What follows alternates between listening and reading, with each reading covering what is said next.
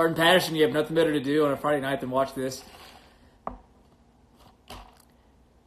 Man, a lot of you guys are joining this thing extremely quick. I did not think this many people are going to be on here already. Hey, somebody who's actually watching, like, tell me if you can hear me, because I don't know if you can hear me or not. I'm just got this thing set up in my living room. Hoorah, Sergeant Patterson.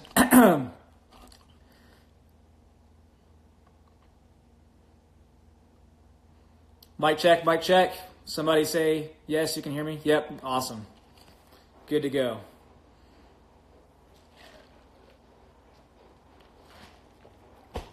Thumbs up. This thing's been on for less than a minute. There's already 22 of you guys.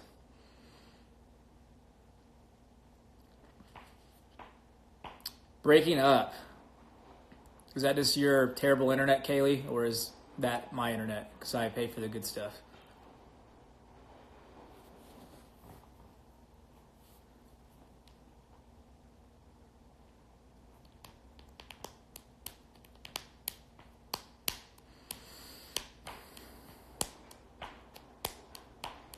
Yep, it's just you.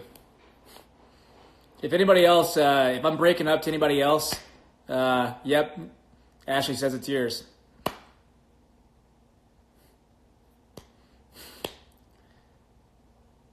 Hoorah, hoorah, Connor, hoorah, hello, Vanos, Dale Fam, official, whatever that is. Hello to you.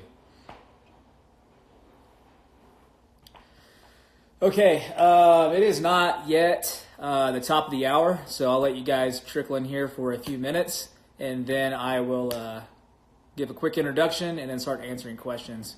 So I have watched a couple other OSOs do these things before, and some of them were on here for like an hour, some of them are on for like an hour and a half, so I guess it depends how many questions you guys have. I don't know. I got nothing to do. It's Friday night in Lubbock, Texas, and there's literally nothing to do in Lubbock, Texas, so all I got is time. So we will kick this thing off in a few minutes. Invite your friends, whatever, or not. That's fine too.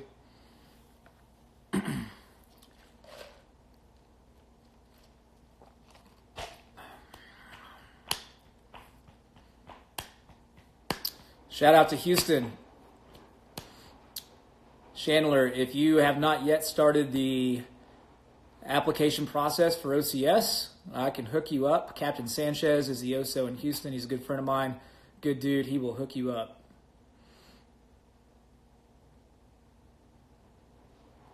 Talking to Gunny Sergeant Bradley right now. That's awesome. He works with me. So I'll be out in Albuquerque in 2 weeks. Maybe I can meet you at that point. I'll be there on February 5th through the 7th. Damn, a lot of my kids are joining.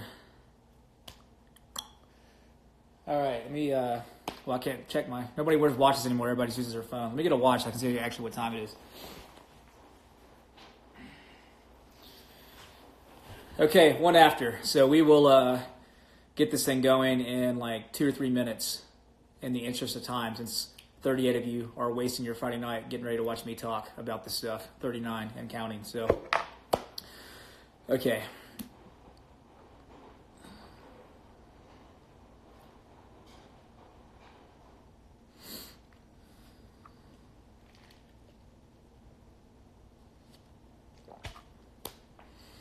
$40 plus. Rob, good evening, sir. Thanks for joining.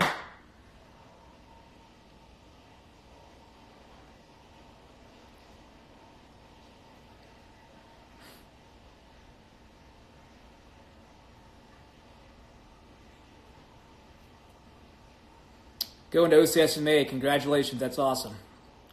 I will have some guys from West Texas and New Mexico that'll be out there joining you. Should be awesome. Are you doing a 10-week or 6-week program, Austin? I assume that your name is short for Austin.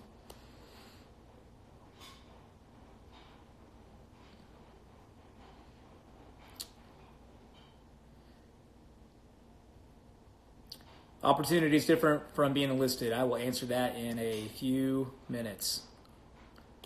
Okay, so let me wait 1 more minute for a few more to join, and then I will go ahead and kick off an introduction, and then we will start talking about all this fun OCS stuff.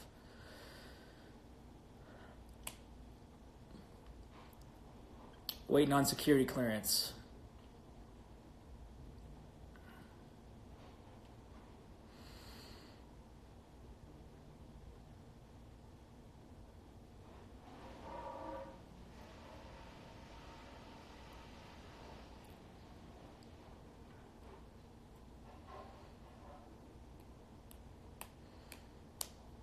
All right, I'm going to start talking in 30 seconds, and we'll go from there. And if more people join later and they are lost in what we're talking about, I'll give introductions throughout the rest of this thing. Brooke Shelton talking about PT. Refresh my memory to answer that in like 2 minutes. I'm going to give you guys a quick introduction, and then we'll go from there. Already got like 3 questions. Man, I'm going to be on here until midnight. Oh, well. Okay, I'm going to start talking because we're getting a lot of questions. So good evening, all 51, 52 of you. My name is Captain Michael Wisotzkey. I am the Officer Selection Officer out in Lubbock, Texas. I cover all of West Texas and New Mexico. I've been working with Patrick, a.k.a. Captain Weeks. He is the one that runs this blog, also runs officercandidateschool.com. He started this thing back in like 2009. I was in the PLC program at that point. He was as well, going to OCS as candidates. Basically, there's kind of a lack of information out there about how to prepare for OCS, so he kind of took it upon himself to make this blog, and now it's still around. Got almost 11,000 followers on Instagram. Always posting articles on here about things that you guys can do to prepare for becoming Marine officers. So I would assume that out of the 50-something of you on here, you guys have somewhat interest in going to OCS. Maybe you've already gone through OCS, whatever. A lot of you guys are working with me, which is awesome. So that's kind of what I'm going to do tonight is just answer your questions about all things OCS, application, Marine officer stuff, life in general, whatever you want to ask me. I've got nothing but time. So a little bit of background information about myself. I am from Kentucky. I went to the University of Louisville. I did the PLC program, Platoon Leaders Class Program. That is for undergraduates. I'm going to try to not use as many acronyms as possible in case you guys are not familiar with what that is. But anyways, the PLC program, we have a 2 6-week program for freshmen and sophomores and a 1 10-week program for juniors. I did the 2 6-week program. I went to my first 6 weeks in 2008 after my freshman year, and then my second 6 weeks in 2010 after my junior year, commissioned 2011. Went to the basic school after that, which is where we send all brand new Marine officers for their entry-level foundational type training. It's not like boot camp, by the way, not like OCS. OCS is more of the boot camp like atmosphere. The basic school is where we're showing you how to be a successful Marine officer.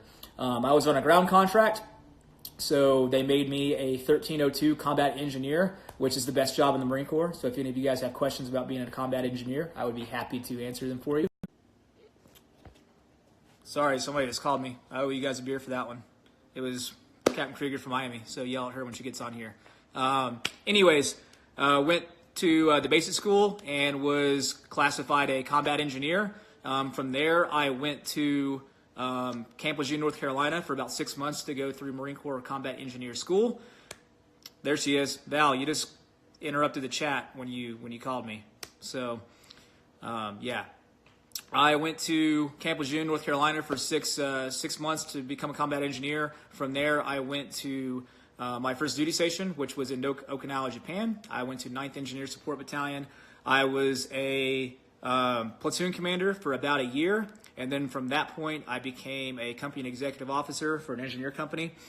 So everybody goes to, everybody that wants to become a Marine officer, a lot of people, their aspirations are to lead Marines. So I guess I got to do that whole lead Marine business for about a year and a half with combat engineers. After that, I became a general's aide for about a year. A lot of you guys might not really know what that means. We got about 180,000 Marines. Around 85 are general officers, and every general officer has an aide, typically a first lieutenant or a captain for a 1-star general, which is what I worked for. So I was a aide for a year, basically managing his schedule, getting the general to and from the right places, making sure he's in the right uniform, helping him prepare for briefs and things like that. So got to, have some pretty good interaction with a 1-star general, which was pretty cool. So not something anybody really joins the Marine Corps to do. Just kind of happened to fall into that and did that for a year. And then I came from Japan to glorious Lubbock, Texas, which where I am now talking to you guys from my living room and my house in Lubbock, Texas, to be the officer selection officer. So I've been out here for 2.5 years. I've got about 6 months left, and then I'm going to Expeditionary Warfare School in Quantico, which is where OCS is, for those of you guys that are not aware. It's like a school for captains. So that was a quick synopsis of my career that took like 2 or 3 minutes. So hopefully you guys got a little bit of basic information about me. So once again, if you're just tuning in, I saw like there's been 10 people come and go like since I started talking a few minutes ago. So Captain Wisotzkey, any questions you guys have, throw them in the chat and I will be happy to answer them. I saw a few from earlier. Let me scroll up on this thing and see the one that I missed first. Let's see here. And if I miss it, just repost it or something. Let me see. Let's do the one about PT sessions. So Brooke Shelton said she's going to OCS this summer. And what are the typical PT sessions like? So keep in mind that I went to OCS like 10 years ago. So some of the things have changed. They've done a lot. I mean, OCS doesn't really ever change. It's always been kind of the same deal, but they definitely evolve, you know, especially over the last 10 years when we've gotten more, kind of changed our fitness mentality with some of the type of fitness programs that we do. But generally speaking, at OCS, you know, everybody gets very wrapped around the axle about physical fitness test scores and things like that. It's not the only thing that you do at OCS is PT. So typically you're going to PT, you know, probably five days a week in the morning time frame. The big things that you do often, there's what's called a fartlek course, which is there's a junior's fartlek course and a senior's fartlek course. They're like between 3 and 5 miles. For those, you're just wearing PT gear, so shorts, t-shirt, running shoes, and you're going to run those courses. You'll sprint for like half a mile. You'll stop, and then you'll do some kind of calisthenic type exercise like burpees or crunches or pull-ups or push-ups or whatever, and then you sprint another half a mile. Those things are fast, and they are not very fun. If there's one thing that you can do specifically to prepare for OCS, I mean, there's a million things you can do, but really you want to go lean and mean rather than like big and bulky, you know, jacking weights. So endurance is very, very important at OCS because you're going to be running a lot. You'll get pretty damn fast on your run regardless. But those fartlek runs are pretty brutal. So that's what a lot of the PT is, things like that. A lot of muscular endurance type stuff. So a lot of the workouts are done where you're wearing boots and trousers and like a combat utility uniform. So yeah, there's a lot of different PT events. If you're not aware, that the Marine Corps takes a Royal Marine from Great Britain and brings them over here to be the physical training and the head of physical training at OCS. So you'll see these guys, they got these really goofy red shorts on and these tank tops, and they have funny accents, and they run all the PT sessions for you guys. So pretty cool. The physical fitness at OCS is definitely rough. That's not really a mystery. And it's not only preparing for a 300 PFT. It doesn't matter if you have a 300 PFT or not. I mean, training for the PFT is important, obviously, to get selected. But that's not the most applicable physical fitness. You need to be doing other things. Hiking is another deal. You know, those aren't necessarily physical fitness events at OCS, but you will hike. You will have a lot of weight on your back, or at least more than you're used to. And those are, generally speaking, what candidates say that they struggled with at OCS are the hikes. So I'm going to try to not give you guys like 5-minute answers to everything. I like to talk. I talk a lot. So in the interest of time and answering a lot of questions, I'm going to move on to the next one. Let me know if that did not answer your question. I'm scrolling up. There's been a lot of stuff on here. The ASVAB score for Marine officers is a 74, like Captain Krygier just said. I saw a good question I want to answer there. Okay, let's do this one. Prior enlisted process. Okay, so priors. Looks like there's a few prior enlisted on there. What would you recommend us priors read up on before OCS? I'll tell you what, for prior enlisted, regardless if you're like a prior sergeant or just like a PFC or Lance Corporal that just went through boot camp, the big thing that you need to know before going to OCS is that you're going to have to humble yourself. The stuff at OCS is not difficult. It's entry-level training for the Marine Corps. The physical fitness is going to be harder than boot camp, but all the other basic stuff that you learn there, Marine Corps history, tactics, BAMSIS, all that stuff, I mean, you guys cover that at recruit training. The difficult part for prior enlisted is that you're going to be in a platoon and, 80% of the platoon are going to be normal college kids that did not enlist in the military prior to going to OCS. So they don't know left from right at first. And you're going to get frustrated with that because you're already a United States Marine. You've already gone through recruit training, especially if you're a sergeant, staff sergeant, or whatever. So you just got to kind of shut up in color and remember while you're there, help out those that are kind of lost at first because they're going to be looking up to you because they're going to know that you're prior enlisted. But the big thing is just to humble yourself and go in good shape. I don't think that you necessarily need to read up on anything specifically. A lot of the basic stuff they're covering at OCS is what they covered at recruit training. Leadership traits, principles, Marine Corps history, etc. So hope that answers your question. I would say mainly you need to get your mind right and just be prepared to shut up in color for 6 or 10 weeks. Okay, so I had a friend today who was medically dropped for cellulitis. How common is this, and how can you avoid things like this? Okay, so cellulitis, that's a pretty common injury at OCS. For those of you guys that don't know what cellulitis is, and I'm not a doctor, I'm from the backwoods of Kentucky. We don't really go to the doctor or anything like that. But essentially, cellulitis happens very commonly at OCS. So you're going to be going through trails. You're going to be, doing obstacle courses. You're going to get bumps, scrapes, bruises, on your body from doing difficult training. So essentially, what happens if you get an open scab or an open wound or a cut or anything like that, you're going to be going through some dirty water at OCS from time to time. You're always going to be sweating, even if it's in the winter class like it is now. You're going to be dirty and grimy. So if you do not keep your cuts clean, they can get infected, and all kinds of nasty pus and things like that gets in there, and that can lead into everybody else getting infected. So if you have a cut that could get to that level, like a cellulitis type deal, they will drop you. So I always recommend my candidates that I send out there, buy some like disinfectant spray or something like that from Walgreens. You guys can bring a lot of your own stuff to OCS, and anytime you have like a little cut or scrape or anything like that, put some disinfectant spray on it at night and kind of clean it out, and just keep your keep your body clean. Val is trying to join. I'm going to let her come in here if I can figure this out. Stand by, everybody, please, for Captain Krygier to come in here. What is up? Hey, everyone. Okay, awesome. So since she just joined, we will give a quick introduction to her. So I'll wait here. You do it. I'm not going to introduce you. You got it. Sure. I'm an 0402 logistics officer. I came into the Marine Corps back in 2012. So I've been doing this job for a little over 5 years now. But my time coming into the Marine Corps is very, very difficult. It took me almost 4 years to get into the Marine Corps. Finally made it. Here I am. I spent 4.5 years at Camp Pendleton, attached to SEAL B1. I deployed twice to Afghanistan and to Australia. I love my job. I could talk for days about being a logistics officer, but my number one goal coming into the Marine Corps was actually to become a selection officer. So here I am, enjoying life. That's my 1 minute spiel. So we can go back to answering questions.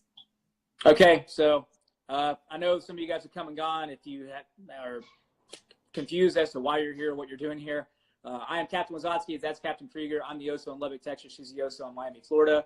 I'm an engineer by trade. She's a logistician, logistics officer by trade. So I've been doing OSO duty for going on 3 years, and she's been out here for almost a year now. So yeah, we're like the subject matter experts when it comes to applying for OCS and that kind of stuff. So let us know what questions you have.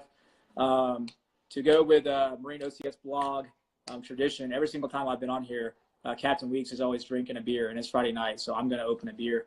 And for all of you guys out there that are watching, if you're of age, why don't you do the same thing? Actually, you probably shouldn't do that. You should probably drink water because you're probably preparing for a PFT, and you definitely did not get any faster over the break. So drink water, not beer. But I'm not preparing for a PFT because I'm already in. So joke's on you. Okay, let's get to more questions. Luckily salary. for you, I was taking notes. So He's taking notes. Oh, man. I have all the questions from before that people were asking. Typical logistics officer. Okay, so salary. That's one that I just saw on there. Salary. So yeah, essentially, I'd say like the entry level salary for a second lieutenant is right around $60,000 to $65,000 a year. You can get online and look up like a pay scale and things like that. It's going to be kind of fluctuating because your first year in, depending if you're married or single, but let's go for the assumption that most people are going to come in single. You're going to be living on base at the basic school in your MOS school. If you go to flight school, that's a little bit different. There's a lot of different factors that could affect this. But let's just say for the average ground officer, you're going to be single at TBS. You're going to be single at your MOS school, so you're not be getting paid as much because you're going to be living in the barracks. Once you get done with that and you go to your first duty station, or 4 big ones, or California, North Carolina, Hawaii, or Japan, 9 times out of 10, you're going to go to one of those. Then you'll be collecting a housing allowance to live off base. And if you're living in California, you get a lot of money. If you're living in North Carolina, you don't get as much money because it's not as expensive to live in North Carolina as it is California. So it kind of depends. So I would tell you like $60,000, $65,000 is what you can make, what you'll typically make, as a Marine officer. Without going too much more to pay, one thing to consider with that is we don't pay for a whole lot. because we get a housing allowance. We don't pay for medical insurance. We get a allowance for food every month and other things like that. So it's actually pretty good money. Yeah, not bad lifestyle. So, okay. Let's move on. What do you got for me? So a couple of questions combined would be, someone's trying to prepare to get ready for OCS and they need to lose some weight. In particular, this candidate needed to lose 30 pounds. So what recommendations do you have for losing weight? In addition to that, someone was asking about conditioning hikes at OCS. So how would you, I guess, prepare for hikes prior to, and that could probably tie all in together. Okay, so losing weight. I mean, hey man, I don't know. I mean, there's a ton of stuff out there. I mean, if you're 30 pounds over your max weight right now, you know, the first part to starting this entire process is definitely losing the weight to get you medically qualified. That's one thing that we can't really, you know, we have to draw a line in the sand, and medical is completely outside of your OSO's hands. So for you to get medically qualified, you're going to have to get down to your max weight. So nutrition is probably majority of that. So I wouldn't be drinking anything other than water. I would not be eating out fast food. I would not be eating pizza and burgers and fried chicken and stuff like that. So to start a strict physical fitness routine and work on your diet, and I would imagine that you can probably lose some weight. I've had a couple of individuals in my program lose quite a bit of weight. Some guys have short, stocky body types, so maybe, you know, it's harder for them to retain, or it's easier for them to retain weight or whatever. But yeah, I mean, I don't know, man. You know, start a diet, start working out, and shed the weight if you want to be a Marine officer. That's one thing that you know, is a standard of ours, is our height weight standards, and you're going to have to meet them. Conditioning hikes. So yeah, those are a pretty big deal at OCS. So conditioning hike, for those of you that aren't aware, we call them humps, we call them rucks, whatever. You'll have a big pack, which is a military pack, and you'll put a bunch of weight in it. Well, you think it's a lot at OCS. I think you guys generally carry between like 45 and 60 pounds, which you will definitely carry a lot more than that at the basic school, but at OCS it seems heavy. But anyways, you will put this pack with a lot of weight on your back, and then you will go a hike in 2 columns, which is like 2 lines, and you'll be hiking on generally like hardball roads, or you know, gravel roads or whatever in the back throughout the trails in Quantico. So preparing for those is to hike. So I know a lot of OSOs will get together with their pool, and they will go and do conditioning hikes up in the mountains or whatever, depending on where the area is. A lot of candidates will go ahead and buy boots. You can buy Marine Corps boots online, pretty much a lot of different places. Probably $150 to $200. You can bring those boots with you to OCS. You get issued boots while you're there, obviously, but you can buy a pair prior to and use them to get your feet used to wearing boots and things like that. So conditioning hikes, yeah, definitely. I mean, you can just hike to prepare for them. Like I said earlier, I do not recommend, you know, jacking a lot of weight and things like that prior to going to OCS. It's much more better to do like endurance. However, there are, you know, some basic weightlifting things you can do. Actually, while I'm thinking about it, and Val heard this a few weeks ago, we were both at an OSO conference in December in San Diego, and OCS came out there. Colonel Williamson, who's the commanding officer of OCS currently, was out there. The physical trainer of OCS was out there. A couple of the staff members were out there. And apparently, and I meant to check this before this thing came on tonight, and I forgot. If you just go to Google, type in Marine Corps OCS, go to the official Marine Corps OCS website. So officercandidateschool.com. This blog is awesome. All of our Instagrams are awesome. But go to the official source, which is like usmc.mil/OCS. You'll see it online on Google. Apparently, if they have not already posted it, they developed a 90-day prep. They have not? Okay. Well, it'll be out soon. Follow them on Facebook too. They have a great Facebook. I'm sure they'll put it on there. But they are developing a 90-day prep program for going to OCS, and that's going to encompass everything from preparing for the physical fitness test, preparing for hikes, preparing for everything that you need to do physically at OCS. The majority of the people that get sent home from OCS is due to injuries. So they are trying to prevent that as best they can. So be on the lookout for this 90-day prep program. I can tell you all the things that work for me to prepare for OCS. Val can tell you all the things that work for her. And you know, everybody's different. So I would use some stuff that's actually scientific, because I could just tell you what I did, but that might not work for you. So definitely be on the lookout for that. And just check out the OCS website in general. There's a lot of good information on there. techniques for all kinds of different fitness things. So They do have a 180-day and a 90-day prep class, but it's the old one that was it's been up there for a couple of years now. And what he's talking about is they just revamped it completely. And it even has a tapering phase, so it's meant to be started 90 days prior to shipping to OCS, and it has a taper, so that way you would be set up for success in your optimal fitness for the PFT on induct. okay, sweet. So going into preparation for OCS, a lot of people have been asking about mini OCS, and it's definitely mini OCS season for the OSOs. We're starting our preparations, so I think a lot of candidates are getting wind about mini OCS. So can you explain it, talk about why it's beneficial, and then whatever you want to add about mini OCS? Okay, yeah. So mini OCS, or what they call pre-OCS. So it completely depends on your OSO. So assuming that a lot of you guys out there are currently in the PLC or OCC program, you're either already selected to go to OCS this summer, or you're trying to get selected, or whatever. So a lot of OSOs will put on these pre-OCS weekends or mini OCS. It completely depends on where your office is, really the quality of it. The one that I put on is decent. I don't have a area that's very conducive to doing some crazy stuff like some other areas do. I don't have a budget to bring sergeant instructors from OCS out and things like that. But yeah, it's essentially what we typically do is you'll do like a Friday, Saturday night thing, or just an all day Saturday thing. And they'll bring some drill instructors from OCS out, and then they will just get you used to what OCS environment's like. So you'll get yelled at by some drill instructors. They'll teach you some basic drill. You'll go over like the 5-paragraph order, which is a heavily graded event at OCS, and things like that. So College Station is in my district. Captain Hotsko down there, shout out to him. They do an awesome pre-OCS weekend. They could essentially do OCS at College Station because it's the Corps Cadets and they have all that stuff down there. So essentially, it's a weekend-long mini OCS to get you prepared for what to experience there. If you have the opportunity to go, definitely worth it. Everybody that I've ever sent to one of those prior to going to OCS said it definitely helped them out, but it's not required. I met my OSO twice before going to OCS, and I'm standing here today. So you don't need to do all this stuff, but it definitely helps. Cool. And then in addition to that, people are asking, what's the difference between OCC, PLC, the 2-week session, 2 6 weeks versus the 10-week? What's the difference between the 10 weeks of PLC combined and the 10 weeks of OCC? Okay, so like I said, lots of acronyms. I know some of you guys may or may not be aware of what they all mean. So PLC is Platoon Leaders Class, and OCC is Officer Candidates Course. They are the exact same thing, except one of them means that you're an undergraduate, one of them means that you're a college graduate. So the 2 requirements to being a Marine officer is 1, that you graduate OCS, and 2, that you graduate with your degree. So the PLC program allows you to go to OCS prior to getting your degree, so that you come back, you finish your degree, and then you commission.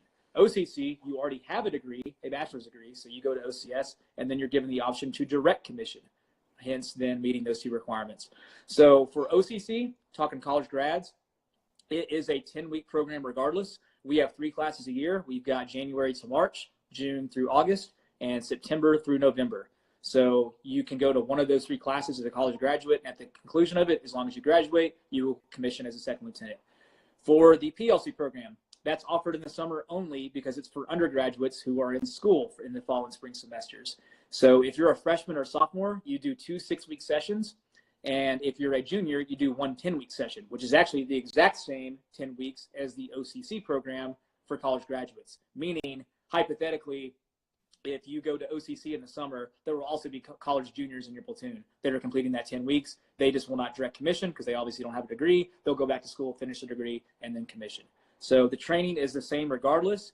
The 2 6 weeks, they just split up the training.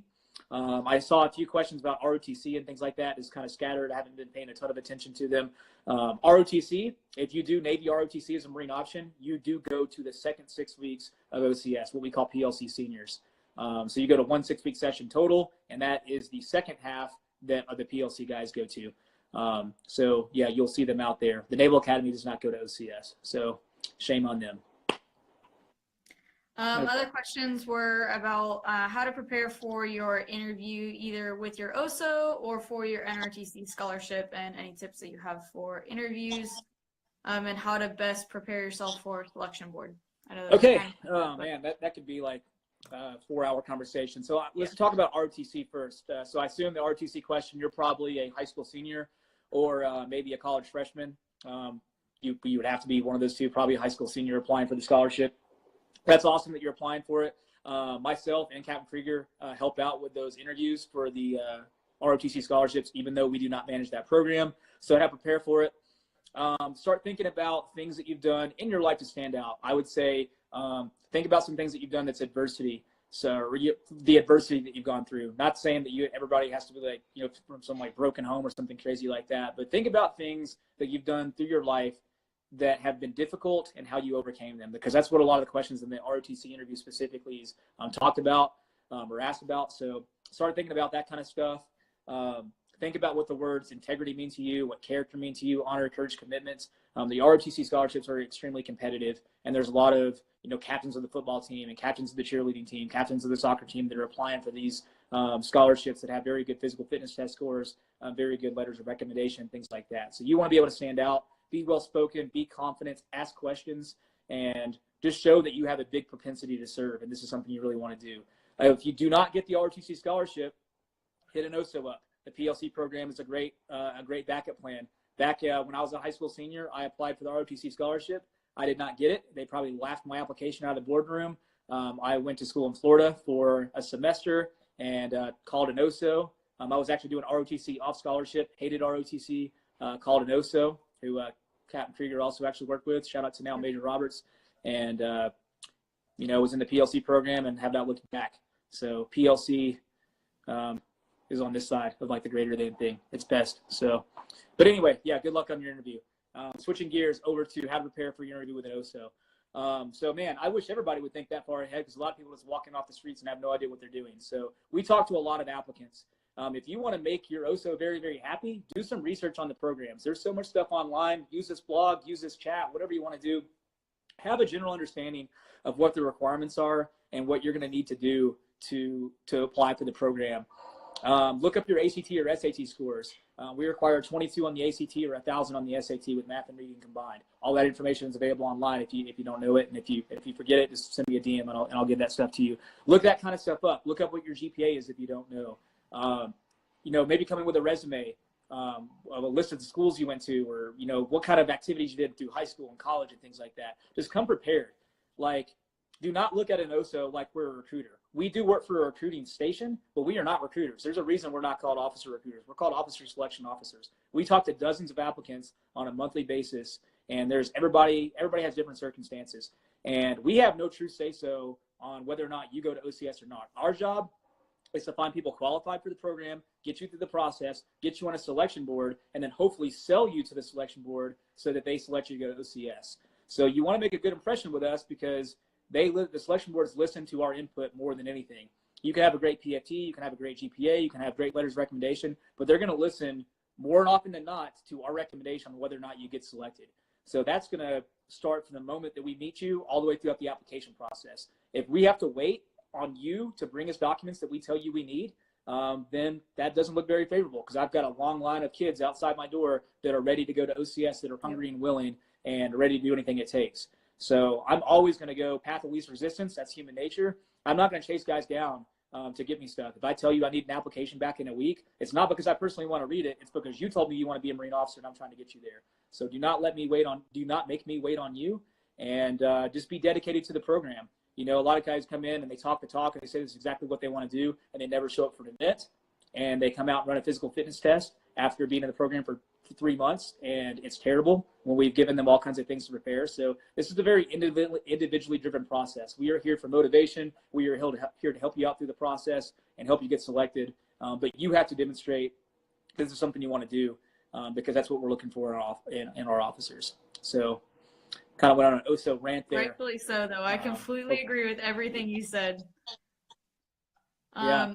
There was one question that just popped up that I think you should address. I'm tracking everyone else's questions for him, but the one that just came up was in regards to going active duty versus going reserve contract, and this person's brother heard that being a reserve contract guarantees selection, whereas active duty is more competitive and doesn't guarantee it.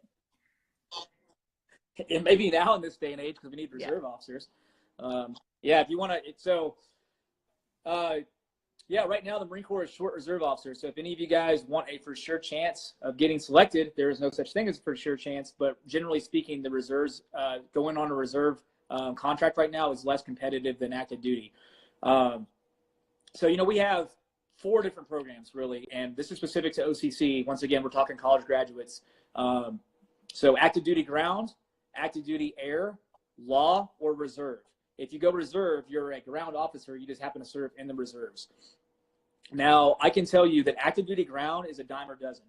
A dime a dozen, okay? It is not that hard to get on an active duty ground contract for this program. You have to be able to get a medical physical. You have to have a academic score that qualifies, ACT, SAT, or ASVAB, and you have to run a first-class PFT. It is not very hard to apply for active duty. Now, getting selected, however, is a completely different animal. That's where it gets competitive with physical fitness, when it gets competitive with letters of recommendation, our opinion interview, all that other stuff. So if you want to stand out on an active duty selection board, you're going to have to be fairly impressive, because there's a lot of people that go on those boards. So right now, the average selection rate, or the average PFT score off the most recent board, I think nationwide was right around 275, 280. So that's average. There's some guys that are in 300 PFTs. Doesn't mean you have to have a 280 PFT to get selected, but that's one thing that you can affect. So don't make excuses for yourself. Your OSO will tell you when the selection boards are. You're going to know the cutoffs. Work your ass off as hard as you can to make a good PFT score. That's not the only thing to look at on selection boards, but it's definitely important. And really, you just want to make your package look as strong as you can. So talk to your OSO and ask them what you can do to make yourself more competitive. I always recommend all my candidates bring in a resume or a biography to submit with their package. Letters of recommendation are very good. And then once again, just be that guy that or girl, when we call and tell you we need something, you're right on the ball. And you're like calling us and bugging us and saying, hey, sir, hey, man, what do I need to do next? Like, reach out to us, and, don't be annoying to the point where you just call us just to annoy us. But like, if you're bringing us information that we're asking for on a daily basis, or whatever the case may be, so you can strengthen your package, you're going to be good in our book. And that's going to definitely increase your chances of getting selected, because we're going to recommend you as such. Did I get off the topic? Did I answer that question? I think so. Right? Just understand, Okay. nothing's guaranteed, but the Marine Corps does need reserve officers. So if you really want to go to OCS, like he said, asking for a reserve contract is absolutely going to help you out get selected, or at least looked at, because we need them. The next questions, though, there were quite a few age questions. In particular, one guy says he's currently age 23, has 2 years left of college. He's going to enlist and then do the MECEP program and hopefully hit OCS by the age of 30. Is he diminishing his opportunities to go to OCS by enlisting first? Yes. Why would you do that if you're already in college? If you there's nothing against. I'm not against the enlisted side whatsoever. We are Marine officers straight up to serve the enlisted side, so I'm not trying to diminish the enlisted side. But if your grand plan is to become an officer anyways, why would you do that? Because MECEP is that program could go away tomorrow. That program's also extremely competitive. I've been helping a Marine that I served with in the fleet a couple years ago. Who's right now she is a drill instructor at Parris Island, and she just finally submitted a MECEP application. It took her a long time, and she's a stellar Marine, meritorious staff sergeant, enlisted with a bachelor's degree. So yeah, that's a stupid plan, man. Just straight up going to say it. If you already want to be an officer, go talk to an OSO and find out what you need to do. If it's physical fitness you need help on, join the pool program and he can help you out. If it's your ASVAB that you need help on, join the pool program, find some engineering major, something like that, help you study. If you're going to enlist, it should be because you want to be an enlisted Marine, not because you want to be an officer, 10 years down the road or whatever the case may be. If you're already kind of thinking you want to be an officer, go talk to an OSO, especially if you're in college now. In my opinion, you'd probably be wasting your time to enlist right now if that's your end goal. And honestly, if you're going to be enlisting at 23, that opportunity is going to start quickly dwindling as you get older. So everybody needs some tough love every now and then. Hopefully that answers your question. Let's go. What was the other one? So you got one just right now about reserves. Can somebody go reserves and then later change to active duty? Okay, sort of.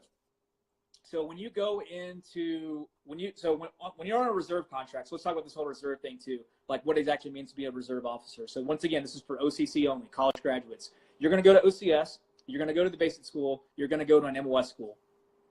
Once you're done with an MOS school, which you're going to do all this training with guys that are on active duty contracts and all that good stuff too. Once you get done with MOS school, instead of reporting to an active duty unit, you're going to report to a reserve unit. We have reserve units all across the country. You're going to get a ground MOS just like an active duty contract would, and then you're going to report to a reserve unit. This could be a reserve unit that's close to the area in which you live now, or it could be somewhere that's not. You really kind of have a little bit of say-so on that. I'm not going to go into great detail because that's kind of a whole topic for another day. But point being, you're going to go to a reserve unit. And while you're there, you're typically going to be working like 1 weekend a month. And then, 2 weeks out of the summer, you're going to activate and do some training or whatever. But you're like 90% civilian, 10% Marine. You're still a Marine officer. You still have all the ranks and privileges of being a Marine officer. You're just not a full-time Marine. You're going to get paid while you're at drill on the weekend, and then meantime you activate. Now, there is definitely ample opportunity to go on active duty for short periods of time in the reserves. My roommate at the basic school did active duty first, and then he went to the reserves. This whole past summer, he was deployed to Latvia and Norway. And, the entire time was making active duty captain pay, making pretty good money, and got to go to some pretty cool places. My roommate from engineer school came into the Marine Corps as a reserve contract. He is a sheriff in Kansas City, and he's also an engineer. And he went to South America for like 6 months to do like a humanitarian assistance project. So there's still definitely opportunities to deploy and go active on the reserve side. Now, if you wanted to straight go from a reserve officer to being an active duty officer, that can happen, but something that you're going to be putting a package in after a few years of being a reserve officer. So, yes, it's potential, but not likely to happen like within a year or two or anything like that, very soon after making it into the reserves. But once again, just because you're a reserve officer does not mean you cannot deploy. It does not mean you cannot activate. There are still some awesome opportunities as for reserve officers. This is not always the best fit for everybody. So hope that answers that question. If you guys have more stuff about reserves, we can definitely talk about that in more detail. In addition to that too, after a couple of years of reserve time, you can apply to go active duty full-time, but it's another selection board that you would do once you're in the Marine Corps. It's competitive, but you can get placed on active duty once you already are a reserve officer. So it just takes a little bit of time once you're already in some time in service hours, essentially. The next question, someone didn't understand that do they need to take the ASVAB in order to take the ASTB because their OSO just told them they needed to take the ASTB for an air contract? Okay, so for air contracts, you have to take a test called the ASTB. It is the test that the Navy and the Marine Corps uses to qualify you for aviation contracts. Now, prior to taking the ASTB, you're going to need one of three mental qualifiers that all officers need. ACT, SAT, or ASVAB. Once again, we need a 22 or higher composite on the ACT, 1,000 or higher with math and reading on the SAT, or a 74 on the ASVAB. So I am not going to let you take the ASTB until you have passed at least one of those three tests. So if you're like a college student, there's not really a huge reason for you to take the ACT or SAT because you're already in college. So we'll give you the ASVAB if you do not have one of those two scores. Once you get a 74 on the ASVAB, 74 or higher on the ASVAB, then we'll start looking at ASTB if you would like to be an air contract. But yeah, your OSO is probably telling you that because you probably don't have one of those three scores already, because that is just a basic requirement that you need to go on a selection board, regardless if you're a ground or air. Tell you what, right before we go to another question, because we've been on for a little bit and this thing's probably going to kick off in like 10 minutes, we'll have to restart. Just another reintroduction with both myself and Captain Krygier here. If you guys are tuning in and have not been on the entire time, I am Captain Wisotzkey. I am the Officer Selection Officer in Lubbock, Texas. I cover all of West Texas and New Mexico. I'm a combat engineer officer by trade, and I'm just on here killing time answering your questions. And Miss Val. I'm Captain Krygier, the Officer Selection Officer in South Florida. I cover all of South Florida, Puerto Rico, and the Virgin Islands. I'm an 042 logistician, and I absolutely love my MOS, and I'm happy to answer any other questions, too, that you guys have via DM if you guys are going to hop off here. But I hope you guys all stay tuned because we'll continue to answer more questions. And I know some people were asking about me if I was PLC, OCC, so I can answer that whenever we restart. I think we got time now. I was just, I was thinking ahead like a good combat engineer and realizing we probably got like 10 minutes, 10 to 12 minutes. So here, why don't you go ahead and give that story, because I think we probably have 10 minutes before we have to restart. Yeah, so a little bit about how I got started into the Marine Corps. I was originally not considering the Marine Corps. I was considering the Army because I was going to be a veterinarian. And I know all my guys that are watching right now, they know this story, so sorry you guys are hearing it again. But so I wanted to be a veterinarian, and I was going through pre-vet major, and all the girls in the major were super catty, like backstabbing, sabotaging, cutthroat, terrible human beings. And then I thought to myself, like, what does that say about me if these are my peers? So I decided to change my major. I'm a biology major from the University of Florida. And then it was like, well, why am I going to accept a scholarship from the Army because I don't want to join the Army to be a soldier? But what really resonated with me was honor, courage, and commitment, and the fact that every Marine is a rifleman and every officer is a provisional rifle platoon commander. You are essentially a warrior and defender of your nation. It sounds so cheesy to say, but it's the truth. Marines are the first to fight, and that's not a slogan. That's reality. So I went ahead, contacted my OSO in Gainesville, who was at the time Captain Roberts, now Major Roberts, that also he worked with, small Marine Corps. And I started the program, PLC 10, I guess, back in the day. So I went to PLC Combined. I made it through week 8 of 10, and then I broke my tibia, so I had to go back again. So I graduated 2010 and went OCC. That summer, I was very, very physically fit, and I was doing really well in the platoon, but unfortunately, I was in a training accident that resulted in a traumatic brain injury, and I was then disenrolled again. So after I got disenrolled, it took me a year and a half to recover from that traumatic brain injury. I was attached to Wounded Warrior Battalion East, and the Bethesda Clinic took very good care of me. I was able to earn my spot back at Officer Candidate School, so I went through OCC again, September 2012, so a total of 24 weeks later, I earned my commission. So that's just a little bit about my really long, ridiculous story into the Marine Corps. So. And there you have it, folks. That's the end. I'm just kidding. We're going to keep going. But yeah, awesome story. So people come into this program from all different backgrounds, all different walks of life. Some people have to work a lot harder for it than others. I have a guy at OCS right now that actually completed OCS, and not to get into his personal business, but long story short, he got dropped from the PLC program after completing OCS because of an issue with his college. He ended up graduating from college, and one of my candidates, who's now a lieutenant, was working at a drive-in movie theater and came into my office like, hey, sir, I met this dude at the drive-in theater that went through OCS and he didn't commission. So I'm like, what the hell, bring him in here. So heard his story. I could tell this dude had what it takes to be a Marine officer. I tried to work a waiver for him to go back, and long story short, it was denied, but they said they would reconsider it if he enlisted. So he enlisted in the reserves, went through 13 weeks of boot camp, was the company honorman, which is like the honor grad at boot camp, which probably should if he's already gone through OCS. But anyway, he went through about a year of enlisted training, came back, reapplied for OCS, and he's there now. 3 weeks into 10 weeks, they get their first liberty tomorrow. So when all is said and done, he will have gone through 22 weeks of OCS, 13 weeks of boot camp, and to commission. So some people have to come through some pretty crazy stories to get to this. So just remember that when you're applying, that there are definitely some people that have some pretty unique background stories that you'll be competing against. So yeah, I think we probably got another 8 minutes before we have to restart. So we got more time. So one of the questions was, someone was asking about what are some automatic medical disqualifications, like asthma, for example.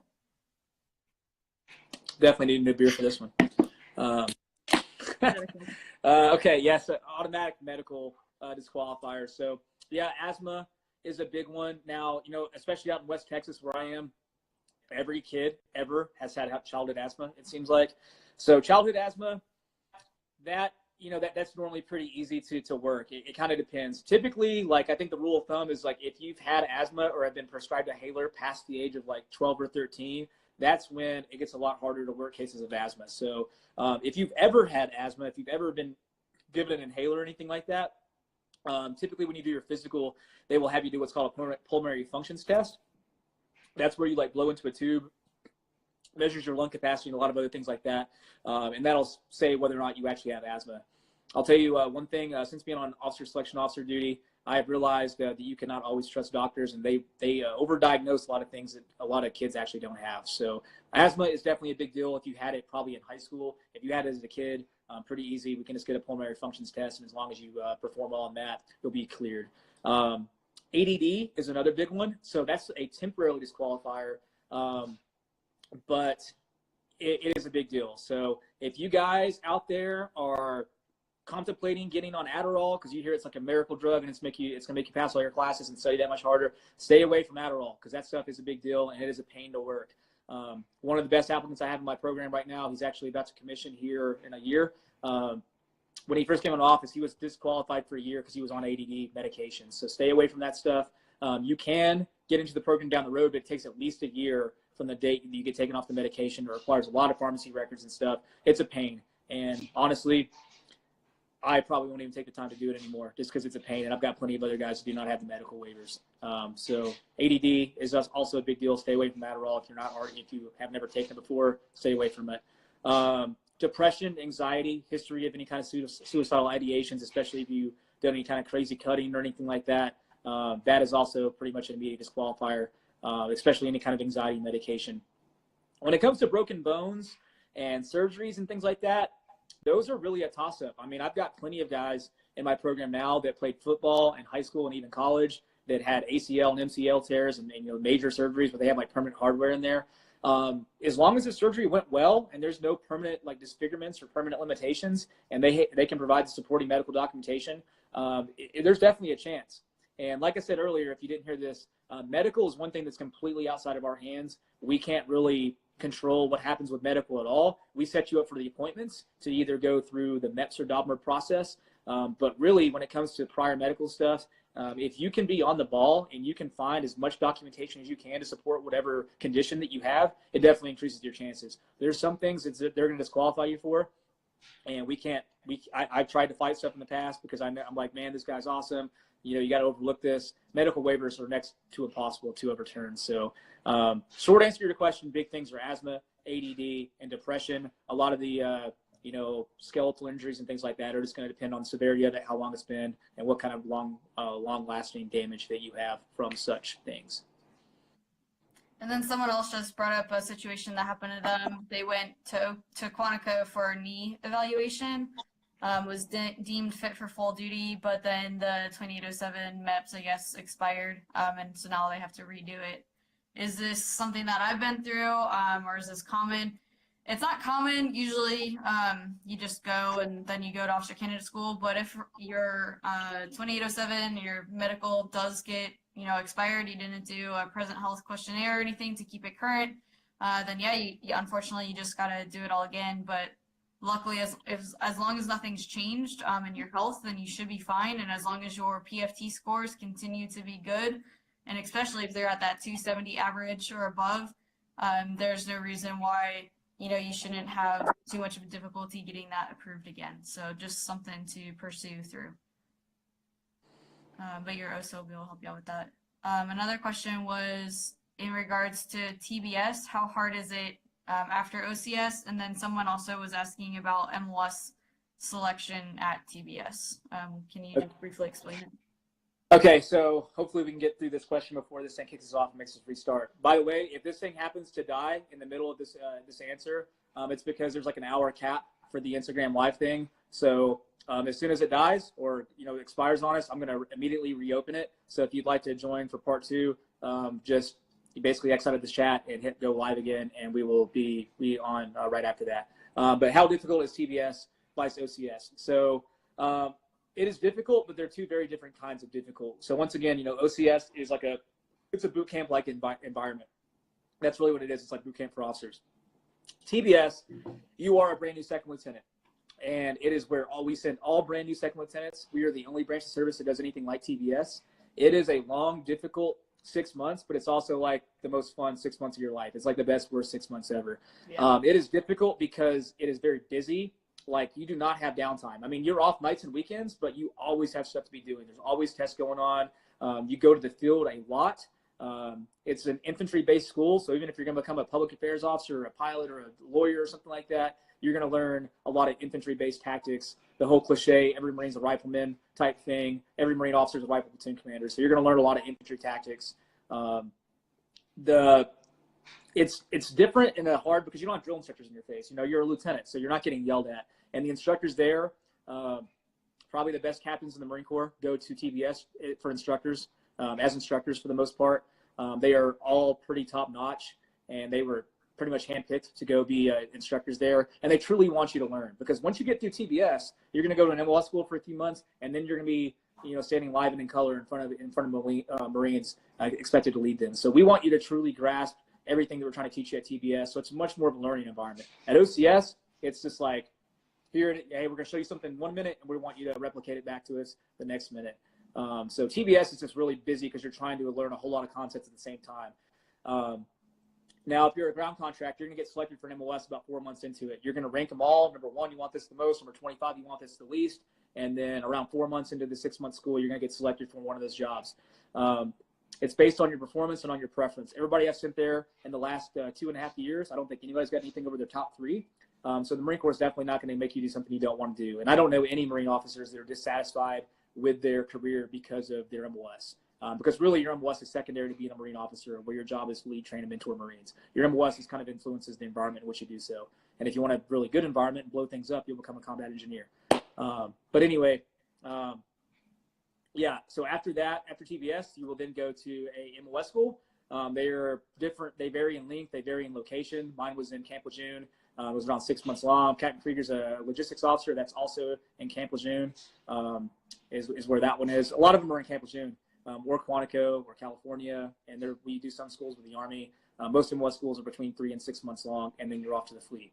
So, hoorah, Captain Weeks, Patrick, creator of the OCS blog, is now on, and that's awesome. And I just got the notification that we have 1 minute and 50 seconds remaining before this thing shuts out. So I'll answer a quick question, and then everybody can hit end, and then we'll restart this thing. So we got about 1.5 minutes to do something quick. Let's do an easy one.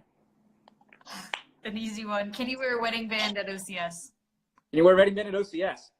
You know what? I don't know. I think so. Yes, do you know the answer to that? Yes. You can. Okay. It's preferred that you wear like one of the rubber ones. They don't like you wearing the metal ones, because if you're wearing a metal one during training, they will make you take it off during certain events. You're not allowed to wear any jewelry on it. But the rubber ones are better regardless, just because if something does happen to you, it's not going to decapitate your finger. But regardless, anytime, like if you're doing the O course, E course, any big training thing, they're going to make you take it off, especially on your hikes, because your hands are going to swell, and any of the rings are then going to affect that blood circulation. So yes, you can wear it, but maybe just wear it on the weekends. Looky there. I was convinced there was not going to be a question I didn't know the answer to, and you stumped me there. I'm a single bachelor guy, so any kind of wedding band questions, you're going to have to refer to somebody else. But anyways, we got 40 seconds, and this thing's going to shut off. I'm going to go ahead and click end. If you still want to join us, right now there's 45 of you. Just stand by, click the little live button on Instagram. We'll be right back on. We'll answer more questions. If you'd rather go to bed or something, then do that too. But we'll be right back on in the next 30 seconds or so. Over and out. What's up, Alyssa?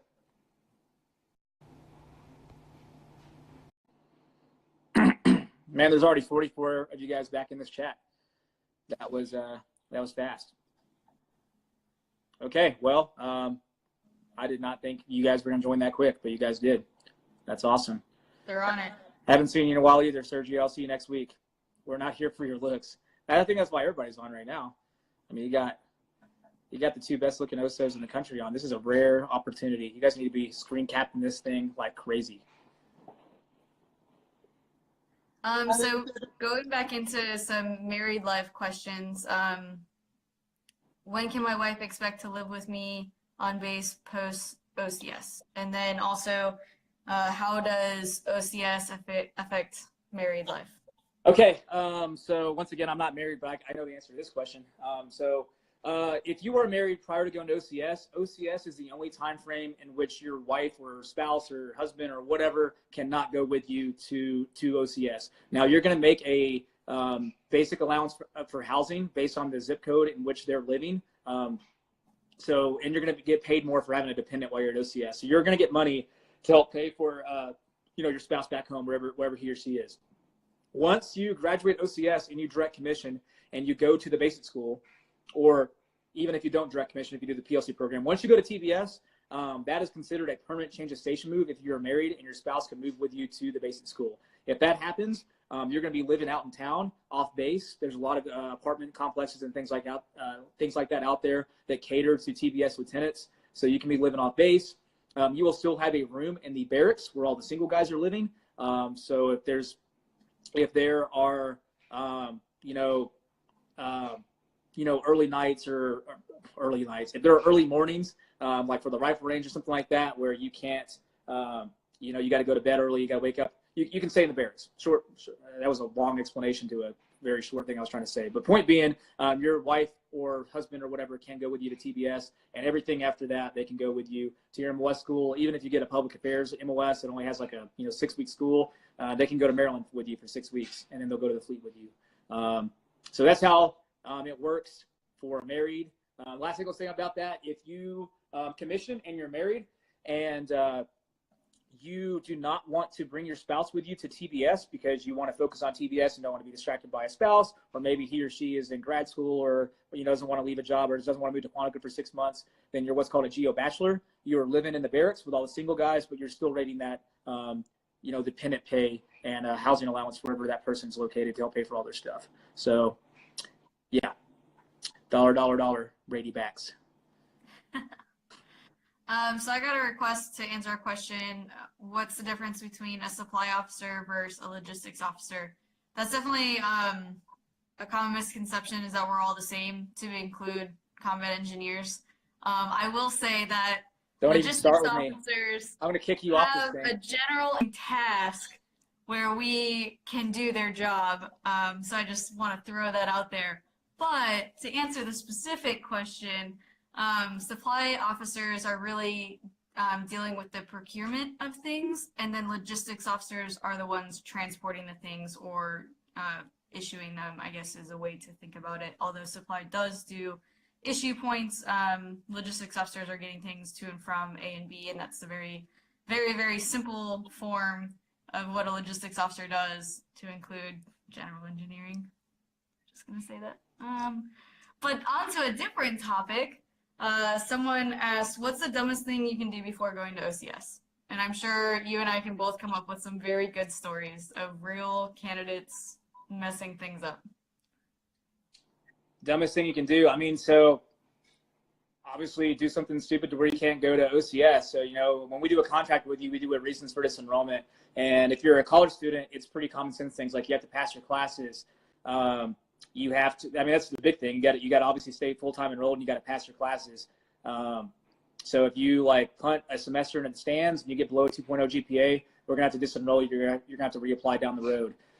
We have a catch-all on that form that says failure to prescribe to the physical, mental, moral, physical standards, expected to be in a Marine officer. So that's kind of a catch-all.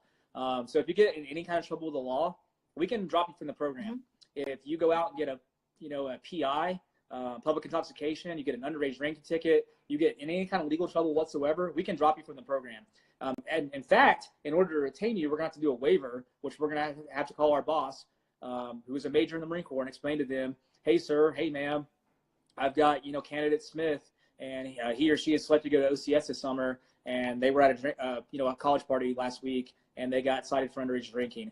They're already selected to go. Do you want to give them a shot or not? And then it's going to depend on the RSCO whether or not they think you have the character and maturity to go to OCS. So that'd be a big one. Definitely enjoy college, have fun in college, but also be very cognizant of your surroundings, because anything like that can ruin your career before it even starts. That'd be the big one. There's the common ones, like if you get out of shape, if you get selected, and then we do a pre-ship PFT on you 30 days before OCS, and you punt that into the stands, we're not going to send you because you're going to get sent home anyways. So it's not even worth the Marine Corps' money to send you out to OCS. So big thing, stay in good shape. stay morally clear. Don't do anything stupid, and just, yeah. Don't get eye surgery either beforehand. That happened to me. I had a candidate selected, ready to go, and decided he was going to get eye surgery for his vision, and we had to disenroll him from the program. He is now waiting for a year before he can come back and reapply. So it was a very dumb thing. We told him not to do it, and he did it anyways. But, you know, that's what he wanted. That's what he prioritized in his life. In addition to that, like, don't show up to shipping day at the airport with braces on. That happened to another OSO that I know. So you're not allowed to go to OCS with full braces. Yeah, that's yeah. Before you do anything medically, like, I mean, you need to inform us of anything that happens to you, like if you get injured or anything like that. If you go to the doctor because like you sprained your ankle playing flag football or something, like let us know all that stuff. But before you do any kind of major medical stuff like eye surgery, getting braces, definitely want to hit us up because there's some stuff you can and cannot do. So. Yeah. What else we got? Just another MOS question just came up about currently an active duty Marine trying to go the enlisted commissioning program. He wants to know if he'd be able to get his MOS before going to OCS. No, the same thing applies to you with the MOS selection. It's not going to happen until TBS. So you're going to go in as a ground contract and then compete for your MOS like everybody else does. Yeah, so on that note, you know, a lot of prior enlisted have that question because you have to compete for your MOS at TBS. So it will be taken into consideration what your MOS was prior, especially if you wanted to stay in there. At TBS, you can apply for what's called like uniquely qualified for an MOS. When I was there at TBS, there was one guy in our company that got that, and he was a prior signals intelligence Marine that had some kind of crazy top secret clearance and had been in signals intelligence community for like 10 years, which is a very low density MOS that we have. So he was the only one that was found uniquely qualified. We had 0369s for you Marines out there. Probably know what that is. It's an infantry unit leader. So that's somebody who's probably at least a staff sergeant in the infantry, which means he's probably been in the infantry for like 10 or plus years. Some of those guys go to become officers, and even they are not considered uniquely qualified to be infantry officers. So it's definitely considered what your previous MOS was if you want to stay in that community, but it's by no means a guarantee. When it comes to TBS and MOSs, you just want to make it very well known to your staff platoon commander, which is an SBC for short. They're a captain that will be in charge of you for that 6-month period, and you will have a lot of conversations with him or her about what it is you want to do for your MOS. So, yeah, you just want to talk to them and let them know what you want. And if you really want some kind of combat arms-like job, like infantry especially, you're going to want to demonstrate that you have what it takes to be an infantry officer, because infantry officer's course is pretty difficult. So hopefully that answers the question about the prior enlisted stuff there. I would say so. There was someone asking about past legal issues before the selection process. Pretty general. Past legal issues. So it's going to completely depend. You know, and you say before selection process, so that's going to happen in your interview process. So whenever your OSO is asking you about all your state of being you, especially any kind of legal trouble you've been in, you need to be very transparent with us, because we will find out. We have to do a background check on all you guys. So if you had any kind of legal involvement, like a DUI or something like that, all those things require waivers, and those waivers, they exist for a reason. A lot of times we can get them taken care of if you're exceptionally qualified and you can prove that you really want to be a Marine officer. So past legal involvement, it depends. Really anything above a misdemeanor or above is going to be a pretty major waiver. I mean, everybody's always got a crazy story for, why they got arrested or something like that when they happen. So it depends on the circumstances around it. It depends on how long it's been since you had that legal incident. It depends if you've had a pattern of misconduct. If you had one DUI and it was 4 or 5 years ago and you've grown up from it and you made a mistake and you've shown that, you can take one on the chin and keep going, DUIs can be waived fairly easy. Now, if you had a DUI and then a year later you had another DUI, or you had any kind of other alcohol-related offense, it's not going to get approved. So that's the kind of things they look for with legal stuff, mainly is frequency, how often it happened, how long ago it was, etc. So I think everyone wants to kind of go back to MOS selections.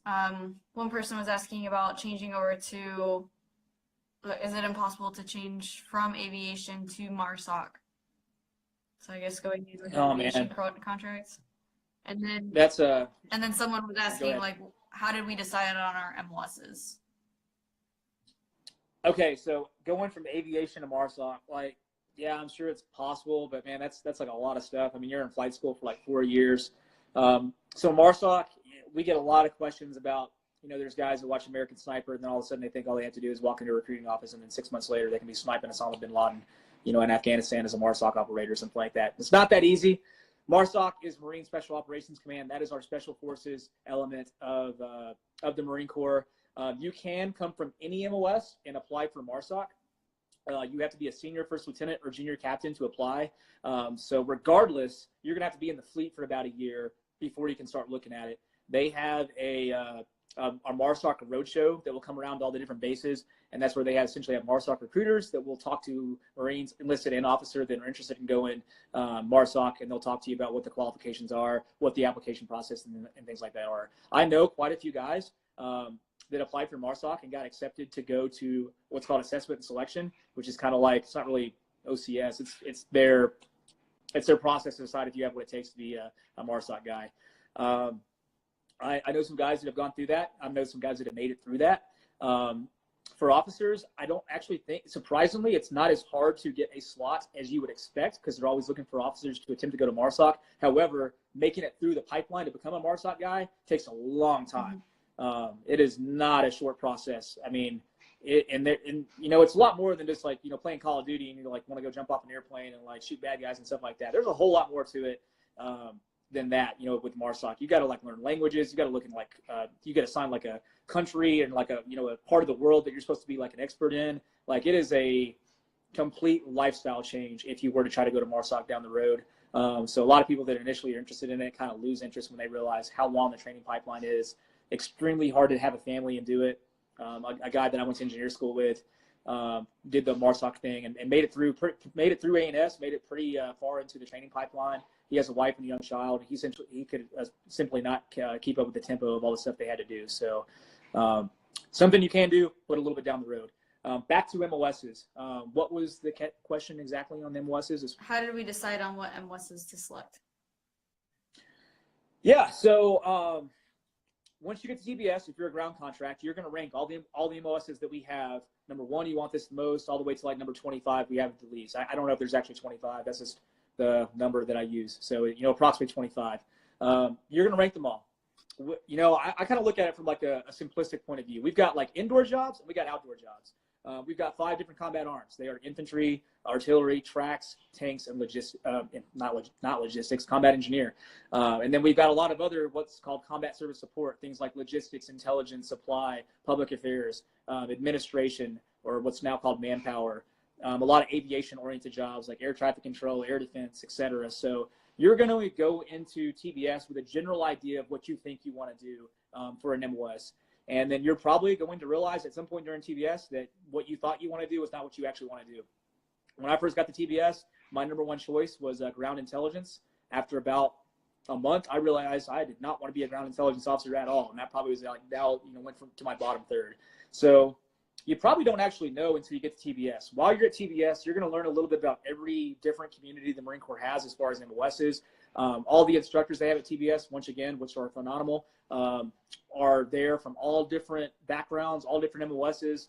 And sometimes at TBS, they literally have what's called an MOS mixer. They probably did this when you were there too. Yep. They literally get a keg of beer and a stack of pizzas, and you go to a big room and you grab a slice of pizza, you grab a beer, and you just walk around. And they're like, oh, cool, there's the combat engineers in the corner. Let's go talk to them and see how awesome it is. And all of a sudden, it's going to go to my number 1 choice.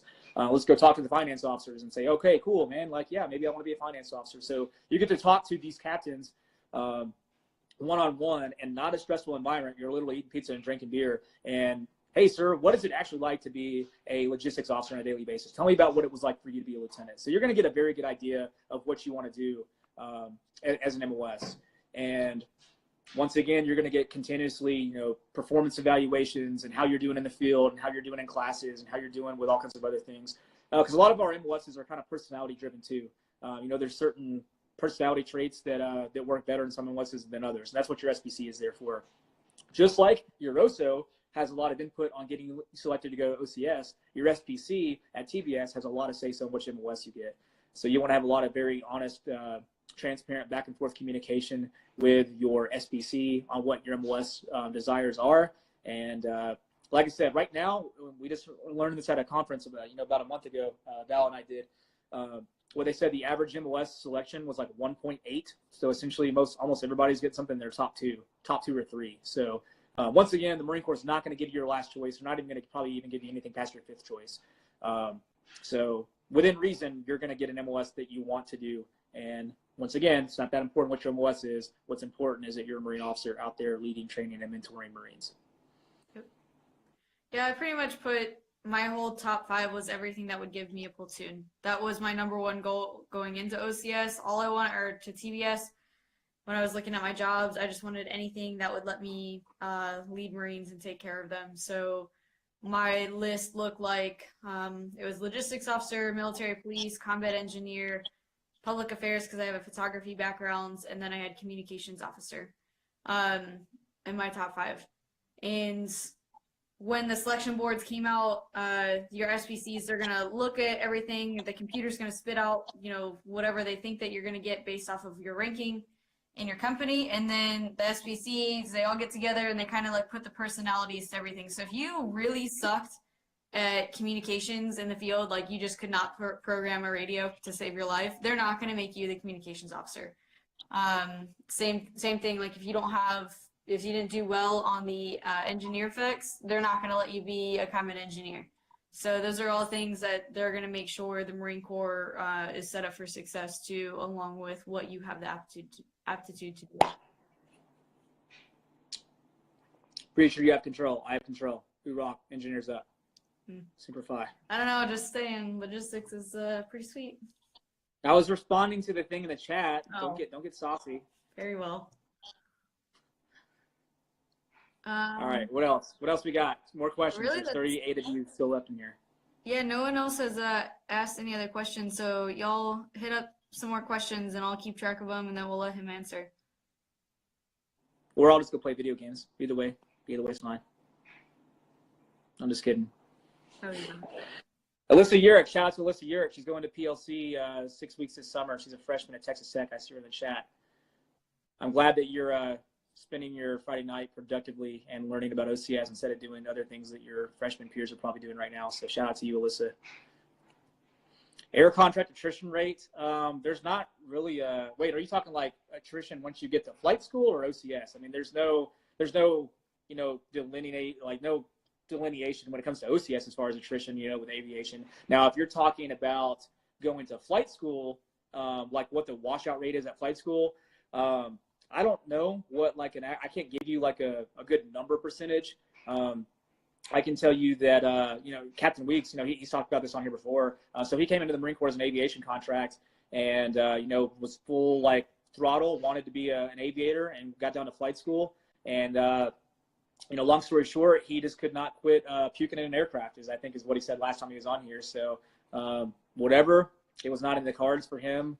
Not meant for him to be an aviator. So then he became a logistics officer, and I think went to MOS school with you, right? So close. So so the dropout rate. I mean, there's a lot of I don't think it happens very commonly. I know a lot of guys that have gone to flight school and made it through with no aviation background whatsoever. I know some guys that did not make it through. A guy I went to TBS with. Him and his wife ended up having an unexpected child, pretty soon after graduating TBS, and that was pretty busy for him to, take care of the child and go through flight school. So he decided to drop his flight contract and became an aviation supply officer. I know a few guys that just could not hack the academics at flight school and were dropped because the Navy and Marine Corps determined that they probably should not be in an aircraft, and then they, got ground MOSs. So I don't think it happens very often. I can't give you a number percentage, but I would say it's not common overall. I mean, we invest a lot of time and money if you go down to flight school, and it's not like you fail one test, they're just going to drop you. There's a ton of remediation. When you're in flight school, your sole purpose in life is to learn how to fly aircraft. So you're going to have a lot of remediation time to work on your deficiencies, and just because you don't pass something the first time does not mean you're going to get dropped. You're going to have ample opportunity to pass the stuff. But if it's just not in the cards for you, then they'll make it happen one way or another. But I would not really worry about the attrition with flight school. Speaking of air contracts, If you drop your air contract at TBS or at OCS, does that affect, and like you want to go ground, does that affect your job? Do you think your SPC is going to look negatively on you? No. So if you're on an air contract at TBS and you decide like you just love the field and you love getting dirty, you want to be an infantry officer or something like that, you can drop your air contract at TBS. I don't know exactly what that process is like now that I'm an OSO and I know that we have like service agreements and things like that. I don't know who exactly proves that at TBS. But if it does happen, then you're going to compete for a ground MOS just like anybody else. And I would say that no, it's not going to affect really anything. Now, if you like, okay, I'm going to drop my air contract because I want to become an artillery officer, and that's like the only MOS that you want, probably not a good idea because you're still going to have to compete with MOSs with all the other ground contracts. But yes, you can drop your air contract at TBS and compete for a ground MOS, but you're going to compete with everybody else. Yeah, I mean, that's about all it is. Everyone.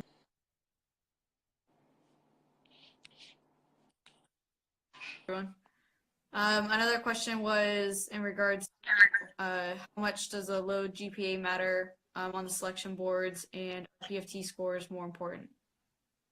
Okay, so I just answered a very long question that Patrick sent me over to my email that somebody had asked about low GPAs and stuff like that. So I'm going to go on a little thing when it comes to selection boards and like what actually matters. So on a selection board, we're going to look at we as OSOs will submit a recommendation. So selection board members, I'm going to talk from their perspective. We as in the Marine Corps. So on selection boards, your GPA is going to be evaluated. Your physical fitness test is going to be evaluated. Your test score is going to be evaluated. All those like tangible things that like you really can't affect. Obviously, you can affect your GPA if you're still in school. Obviously, you can affect your PFT if you're continuing to run PFTs and things like that. But by the time they go on a selection board, they're in black and white. They're on a computer screen. They're on paper, whatever. At that point in time, there's nothing you can really do about it, especially if you're a college graduate going on a selection board and your GPA is what it is. You can't really affect that at all.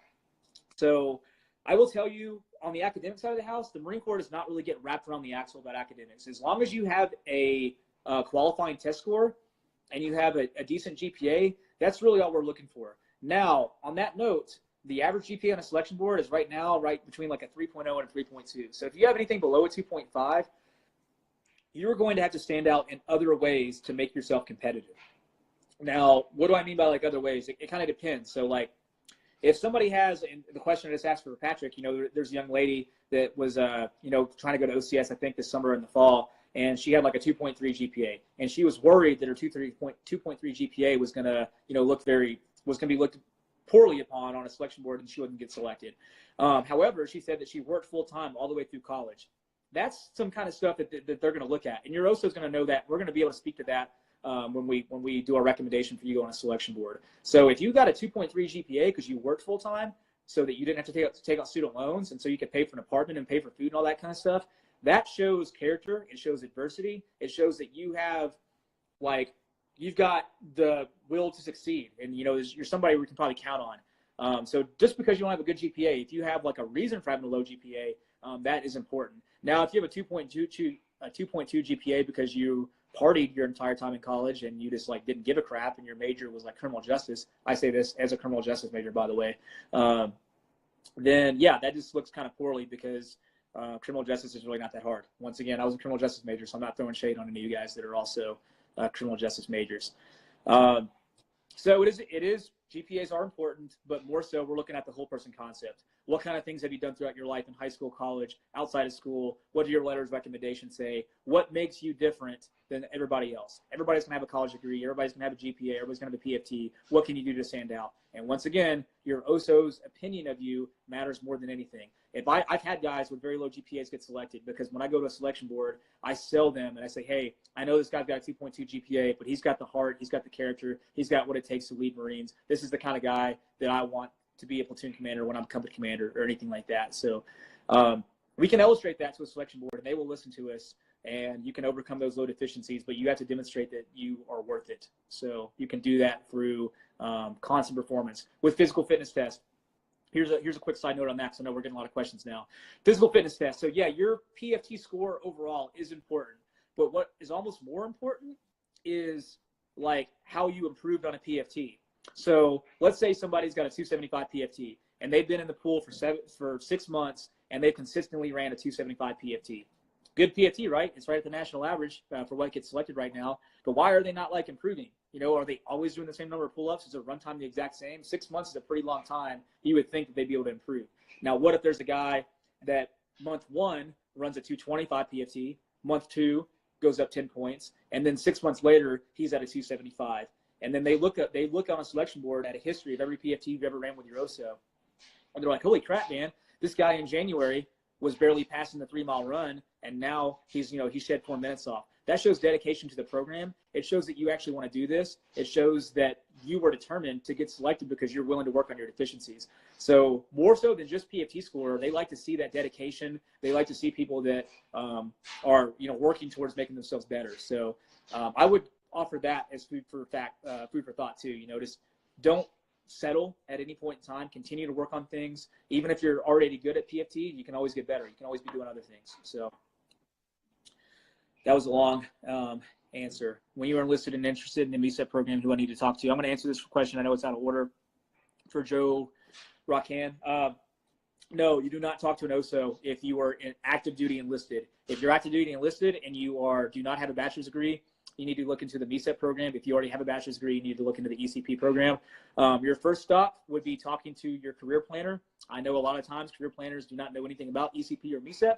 So if you go to the MCRIC page, if you type in Marine Corps Recruiting Command Officer Selection Officer Programs, Marine Corps Recruiting Command Officer Programs on Google, it'll bring up the official website for officer programs, and it has a lot of information on there about MECEP and ECP.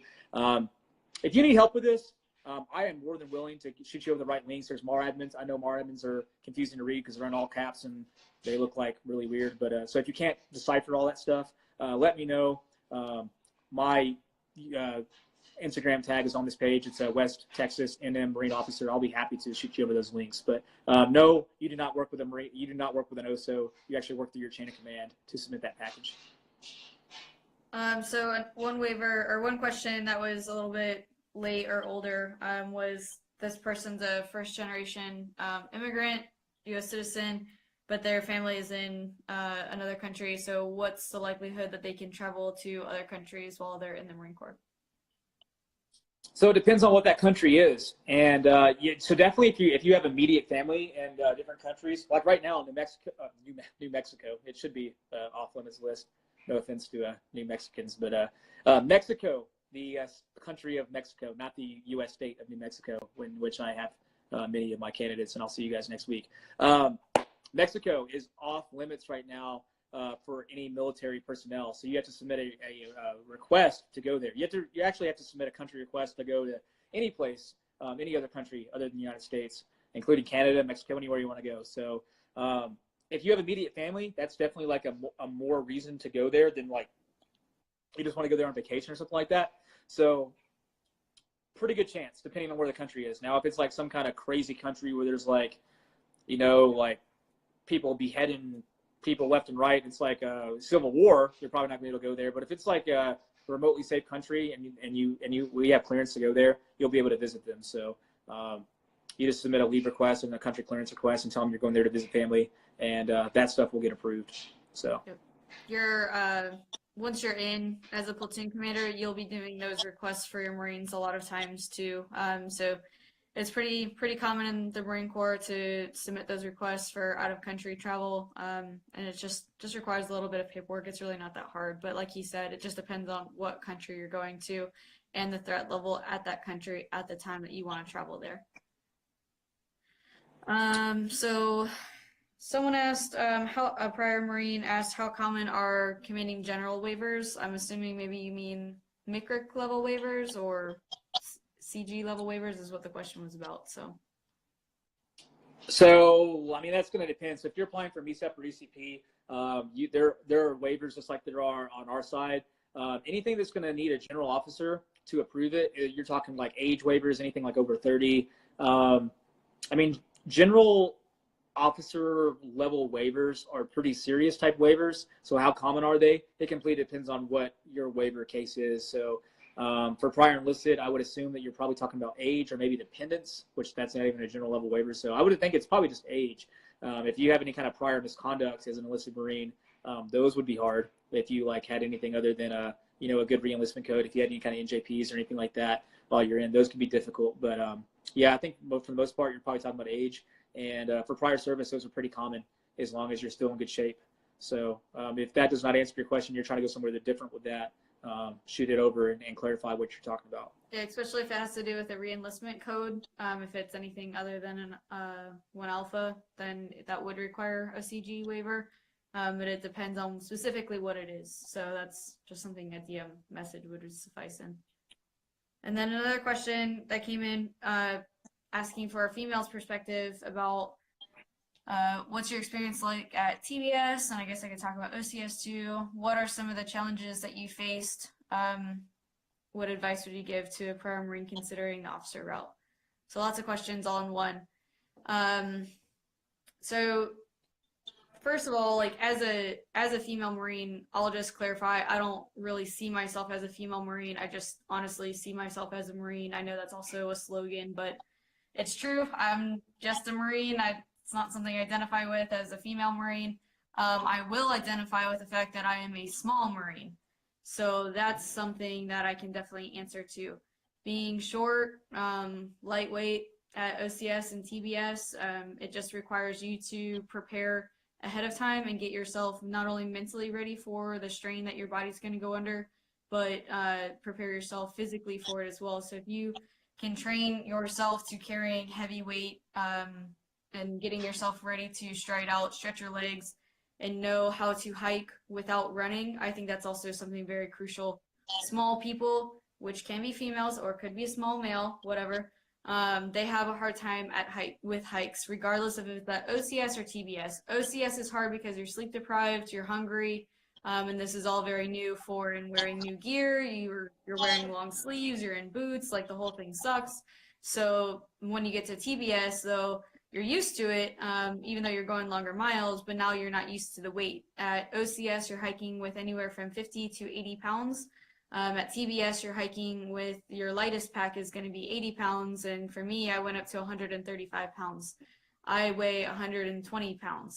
So you can already see like that's a huge difference than somebody else who's a lot taller and weighs more.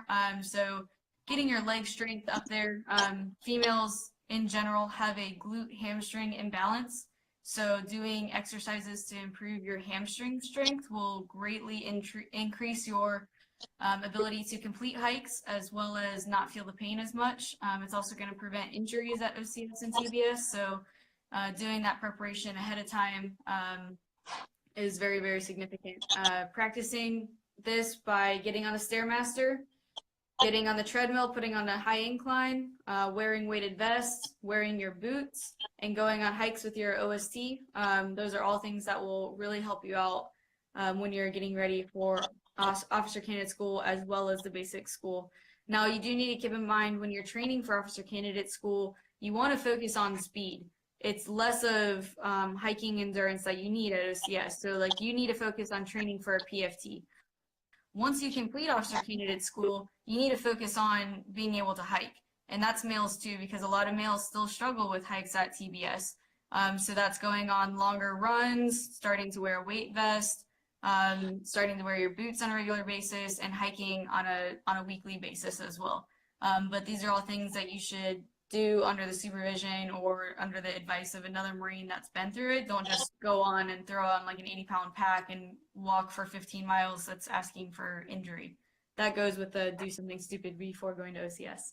And then just to clear it up, some challenges that I faced and advice that I would give to a prior Marine considering the officer route.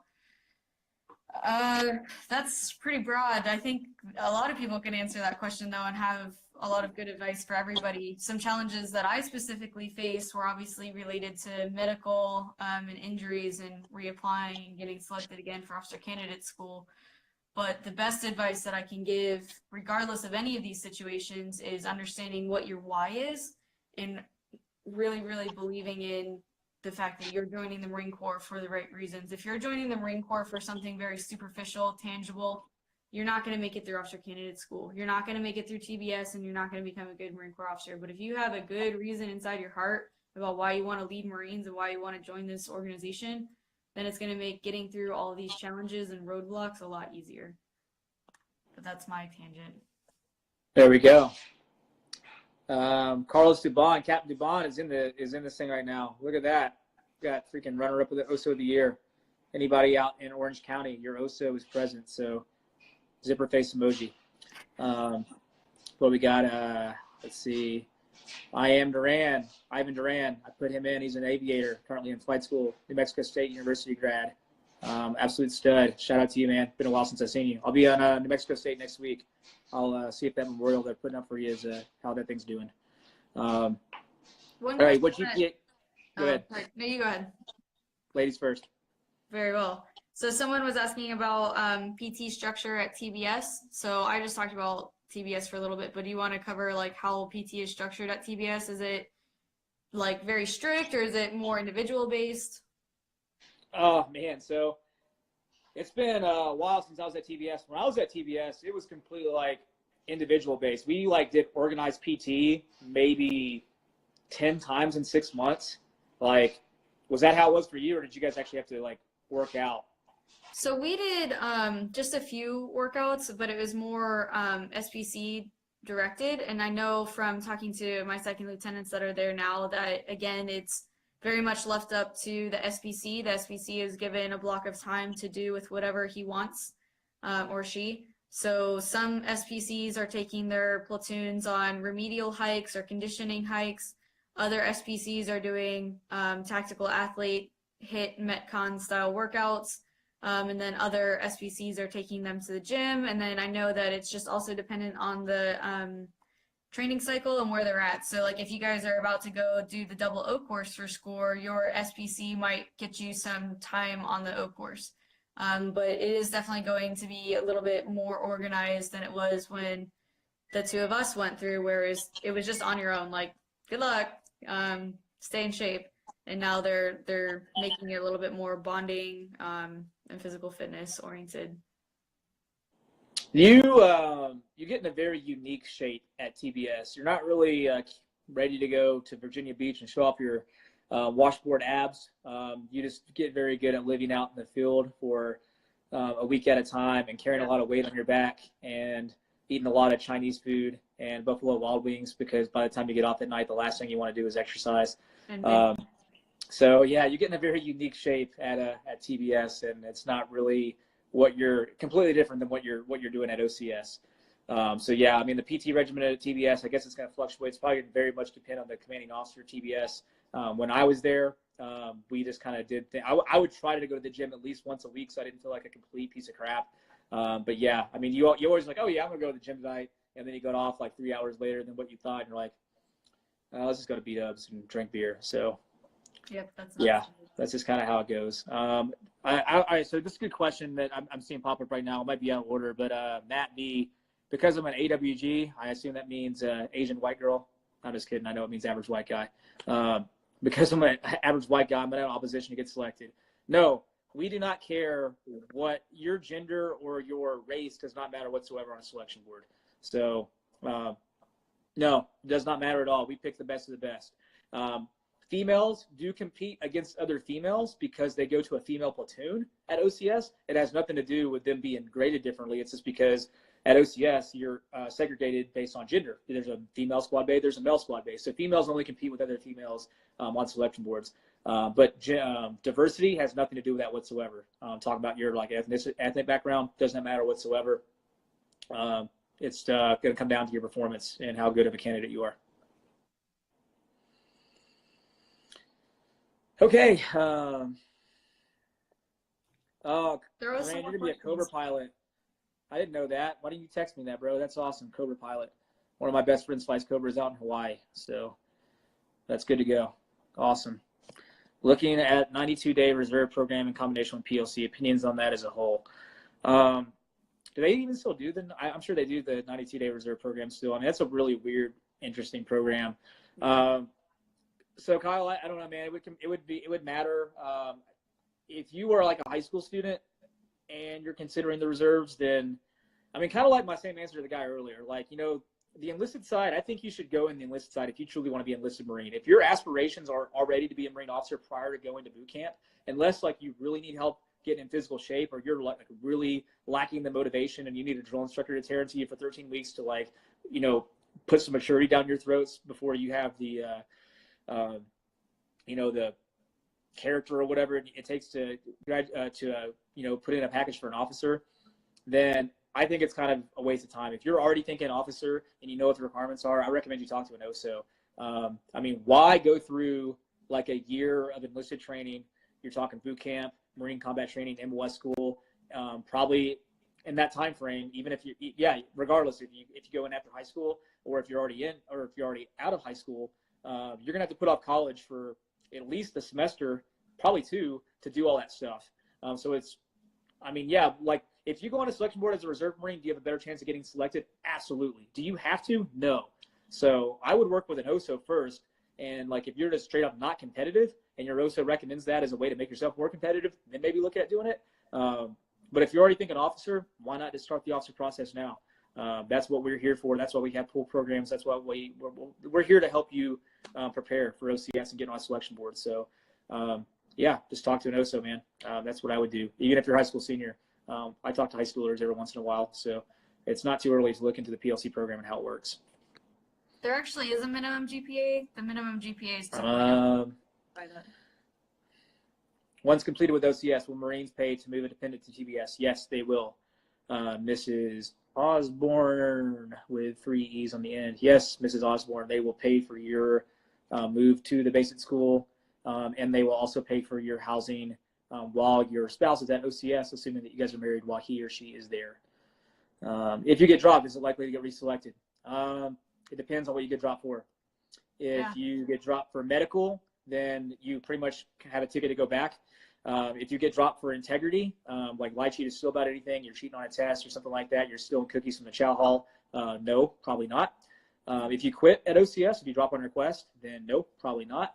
But if it's like stuff like failure to adapt happens sometimes, you know, guys and girls go out to OCS and for whatever reason they just didn't do enough preparation, they didn't get their mind right prior to going, they're getting confused, they can't put their pants on after a week, they don't know the difference between left and right. Yes, it's possible to go back if you remain in the pool program. You demonstrate to your OSO that, like, hey, I know I went out there and kind of spun it into the stands, but I really want to do this. And if you show consistent improvement, it's likely that you could go back. It's really just dependent on the circumstances. So what GPA do you have to join the Marine Corps? There's no set GPA for our program. You have to have at least a 2.0. Average is 3.0 to 3.2. Anything below 2.5, you're going to need to have some serious green weights. When we say green weights, that means something that's good about yourself, vice red weights, which are something that's bad. You're going to need something like a high PFT or a good backstory as to why your GPA is so low. But there is no set requirement.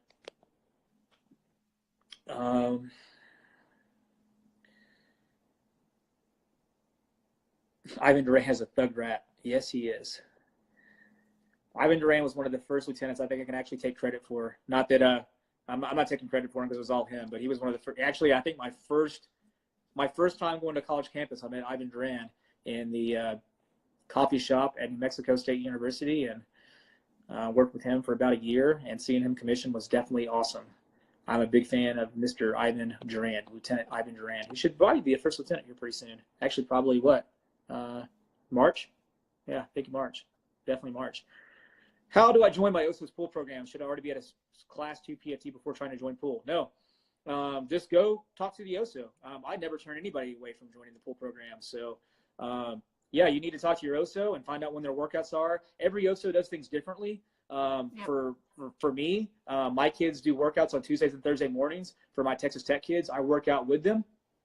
And I let anybody and everybody come out to workouts. I don't care what kind of shape they're in.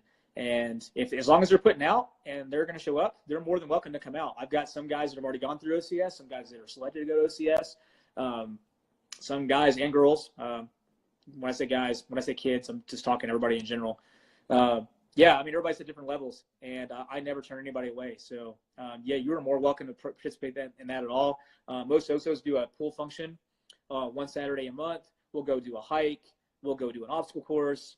We'll go all kinds of other stuff. And yeah, I don't know any OSOs that would turn people away. So just call the OSO and show up. I have heard some OSOs require a certain level of PT ability before showing up, especially if they're doing like a group run or something like that, just because they don't have the ability or the manpower to have straggler platoons or squads. So it just depends on your OSO. I'm the same way as him though. Anyone can come to my PT sessions. We do it Mondays and Wednesdays. And if you just have a friend and they're, whatever, I'm not even going to try and sell them on the program. If they just want to come get a good workout, like, come on, let's go. Just sign my hold harmless agreement and let's work out. I'm all about it. What do selection officers look for in a good candidate? We talked about this earlier. Timeliness, participation, willing to improve. Just demonstrating to us that you want to do it. We're going to give you a big application packet and give you a long list of requirements of stuff that we need. So just get it back to us. And if you don't know when we want it back, ask us. And if we give it to you, don't wait 2 months to like pull it out of the back of, bottom of your backpack and then all of a sudden start looking at it. We talk to dozens of at any given time, we are working dozens of applicants. On any given time, we are meeting new applicants. Just today alone in my office, I was swamped. I did 2 contracts. I had like 3 or 4 random people walk in my office. I was getting phone calls. I was getting emails. Like today, I met 5 new people that are interested in being in the program. And guess what? If those 5 new people are better than you or more willing to get the stuff done that I asked them to do, then you're going to go to the bottom of the list. So you are replaceable at all times. So your willingness to get the things done that we ask you to do is probably the number one thing you can do. And just do the stuff that we ask you. I mean, it's not really, I don't think you can really put it there. A pet peeve of mine, kids are always so afraid of running physical fitness test scores because they're worried about what their score is going to be. Like, who cares? Like, run a PFT.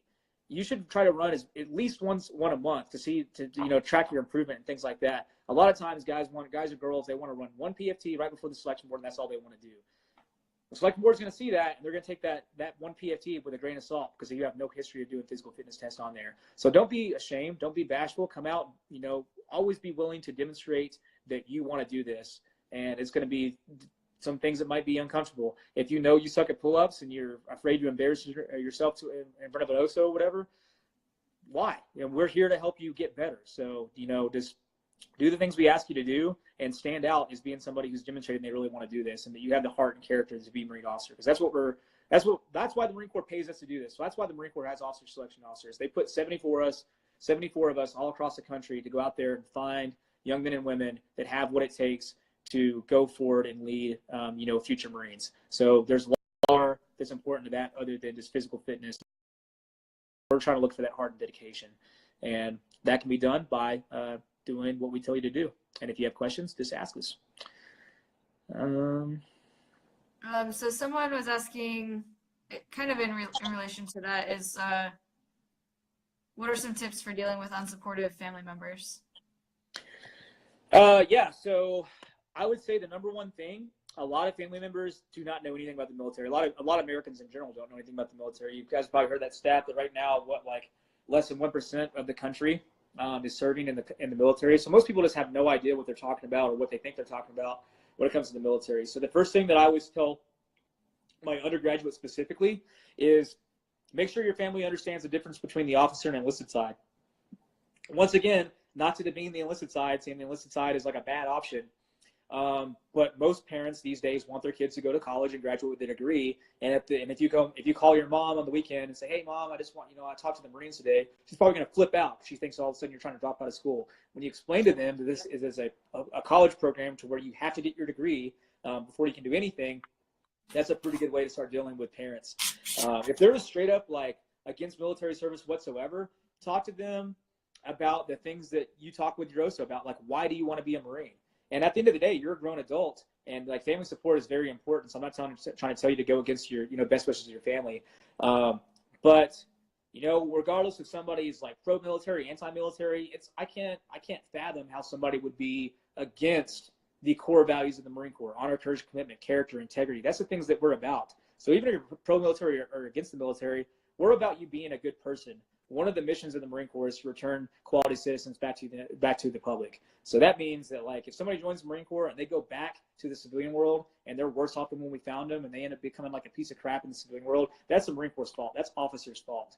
And we do a pretty good job at developing quality citizens, and that's what our institution's about. Yeah, we're about killing bad guys. We're about winning wars, about winning battles, making Marines, all that good stuff too. But we're a people organization. So I can't see how anybody wouldn't be down with that. And if they're not down with that, then do what you want anyways. That's what I say. I don't know if that was a good answer or not. So, I think another question, very simple question. Can officers go to jump school? Absolutely. Logos go to jump school all the time. We get a pretty sweet pin for it. I have unfortunately not been able to go yet, but I want to. So yes, officers can go to jump school, and it happens all the time. Another question was, will the OCS staff be less likely to drop a reserve candidate due to the need for reserve officers at OCS? Nope, doesn't matter. OCS staff could care less. You are evaluated fairly. It doesn't matter if you're prior enlisted. It doesn't matter if you're an air contract, law contract, ground contract. They do not care. You are evaluated equally and fairly there, regardless of what kind of contract you're on, regardless of what your experience is in the Marine Corps. So no, that does not matter whatsoever. Yeah, you're not going to get a pass because you're a reserve contract. In fact, reservists, not reserve Marines, but reserve contracts are actually attriting. I don't know if that's even a word. They're getting dropped from OCS at a faster rate, not because they're reserve. It's just the way the cookie crumbles sometimes. So, yeah. Another question. Go ahead. What are some pet peeves, some no-goes for the OSO over communication? What pisses you off the most about potential candidates? Well, we'll keep this tactful and politically correct, and I will not go on any rants, I promise you guys that. But some pet peeves I think that are common for most OSOs, regardless of where you're at, is not telling us things and then acting like we should have known about it. Like, oh, well, you've been trying to call me for 2 weeks, but that's because I was in Denver snowboarding over the weekend, and I'm sitting over here trying to see if you want to sign a contract or not because your medical came back approved, but you're not answering your cell phones, your emails, your text message, and now here I am like, I don't know, where'd this kid go? He just disappeared on me. He ghosted on me. It's like a bad date. So ghosting on your OSO is definitely a huge pet peeve for me. I don't think you could over-communicate unless your over-communication is via telephone. Emails are easy because you can send us an email. If you send me an email every day, that's a lot. I don't know what you're going to tell me every day, but it's something I can at least flag in my email, and then respond to it when I get a free moment. I think if I'm getting constant phone calls from you just to say like, oh, by the way, I got one letter of recommendation. Okay, great. Send it to me in an email. Thank you. So those are just, pretty basic communication things that are frustrating. But lying is another one. Or withholding information. Maybe you're not lying, but you just didn't tell us about something, and then it comes up on the medical screening form. And we could have started that process a lot earlier. We ask a lot of screening questions like, have you ever been to the hospital? Have you ever had surgery? Do you have pins, plates, screws? And then you're like, no, no, no. And then on the screening form, you're answering yes to a bunch of things. And now I got to stop the whole process and change your timeline completely because now you have to go back and get medical documents. OSOs are pretty timeline driven people. We have to, because of the way our contracts work and the way selection processes are. We have to have a set deadline for a lot of things. And when you withhold information or you ghost on us or you don't inform us of something, then your entire timeline shifts, and then we have to do a lot of hoops or jump through a lot of hoops to get you back on timeline. Or just simply tell you that your timeline is up and now you have to try for a different class. Do you have any pet peeves? Just don't make excuses and do the things that we ask you to do if you're serious about this. If not, I'm just going to go to the next one. Like I said, I'm meeting new people on a weekly basis, and I'm going to go for the ones that actually want to do this thing. So like I said, we are not recruiters. There's a reason we're called officer selection officers. We're here as your advocates to get you selected because you said you want to do this. We don't get any bonuses. We don't get any extra points or anything like that for you getting selected. Actually, in all honesty, we ensue liability when you guys get selected, because if you get selected for OCS and then you decide you don't want to ship because you don't want to go anymore, that's when we have to have an uncomfortable phone call with somebody. Or when you drop on a request on week 3 because you decide you don't want to be there, while you can do that, that's the uncomfortable phone call that we have to have with you.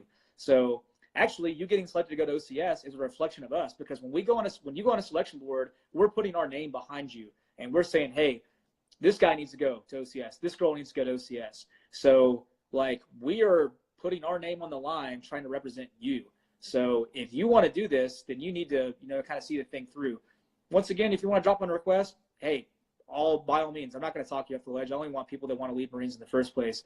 But yeah, I mean, there's no incentive for us to work with you guys at all. In all actuality, you guys probably need us a whole lot more than we need you, because we've got a long line of people that want to be Marine officers. Yep. And this job is really not that hard for us. Believe us, there are plenty of people out there that have the heart and dedication to be Marine officers.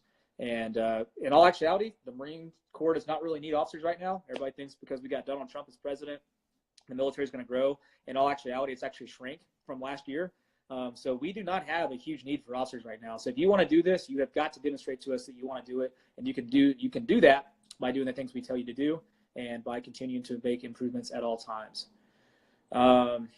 What else do we have? You want to live close to your OSO to show them your commitment to the desire to become an officer. What are some general no-nos or pet peeves? We just talked about that. How much communication is too much? I mean, don't just text me memes all day. But if you have something important to tell me because I needed you to do something, then yeah, definitely hit me up. But yeah, we're not like Snapchat buddies or anything like that. Would you recommend the 180-day OCS prep program? So we mentioned this earlier. The OCS website is developing a 90-day prep program that should be out there any minute now. Anything that's on the OCS website that was developed by the 1,000-pound brains that are finding out what is best going to set somebody up for success at OCS, definitely do that. Get on there and follow whatever OCS does. Once again, we have less than 2 minutes remaining on this chat. There's still 34 of you on here. I do not think we'll probably go too much longer. I will answer one more question. We'll start this thing up and spend another 15 or 20 minutes on here. If you guys still are wanting to spend your entire Friday nights on here and waste your weekend talking to us, then I guess I have nothing better to do with my life either. But yeah, I'll answer one more question. We'll start this thing up one more time. If you guys want to talk a little bit more, we will. Currently, there are 38 of you guys watching us, so we'll stay on as long as you guys want until I decide I want to go play video games. Let's answer a quick one on here. How do you try to stay calm during all the stress at OCS? Remember why you're there. OCS is difficult. It's meant to be difficult. Thousands have gone before you. Thousands will come after you.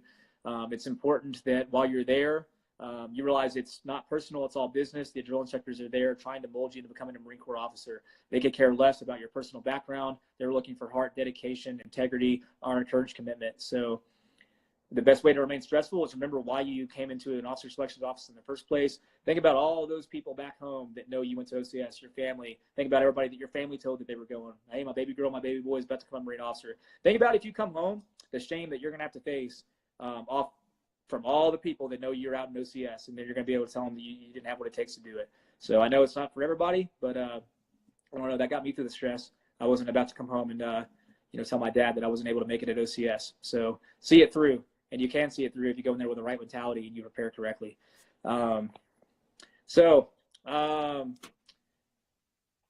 Yeah, thank you guys so much. I'm going to end this thing and we'll start it up for a few more minutes. If there's still some guys and girls on that want to talk, we will. If you guys are ready to go to bed or whatever, we'll sign off. But we'll start this thing again. I have 4 questions. 4 or 5 seconds. That I've got. Okay, cool. We got to go. And you guys are still joining, so you guys also have nothing better to do with your night. That's awesome.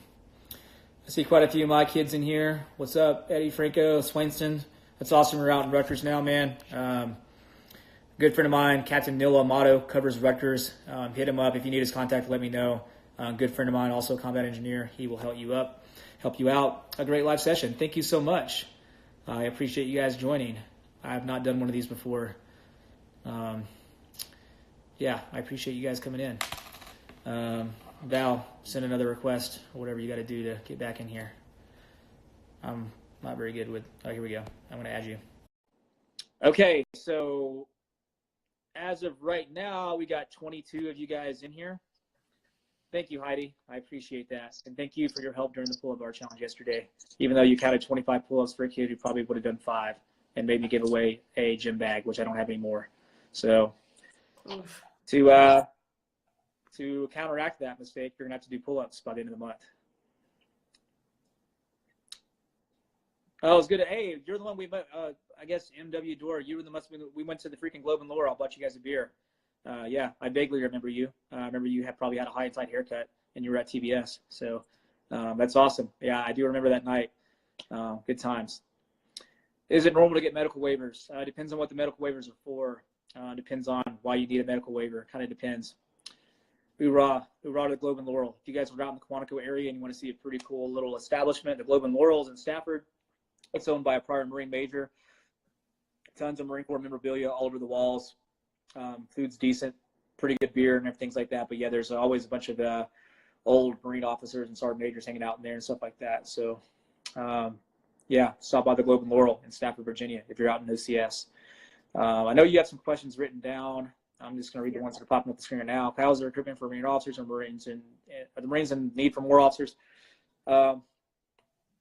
I've been an OSO for going on 3 years.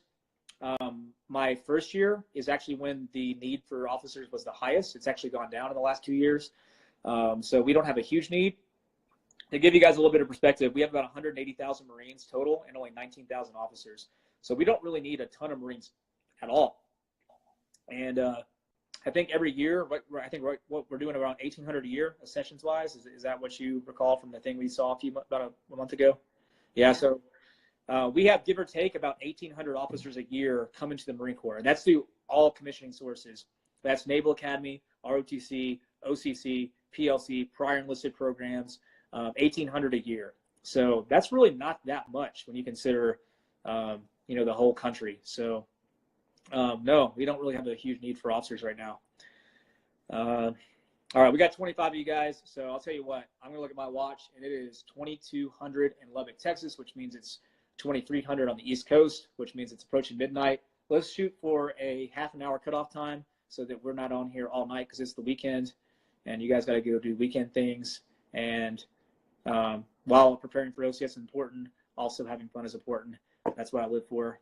Beer 30. Let's go with more questions. Captain Krygier. Okay, so some of the questions from the last session that we didn't get to.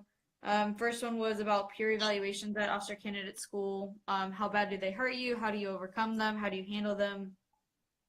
Okay, yeah, so it's like the cliche question. Not saying it's a bad question, but people are always so worried about peer evals.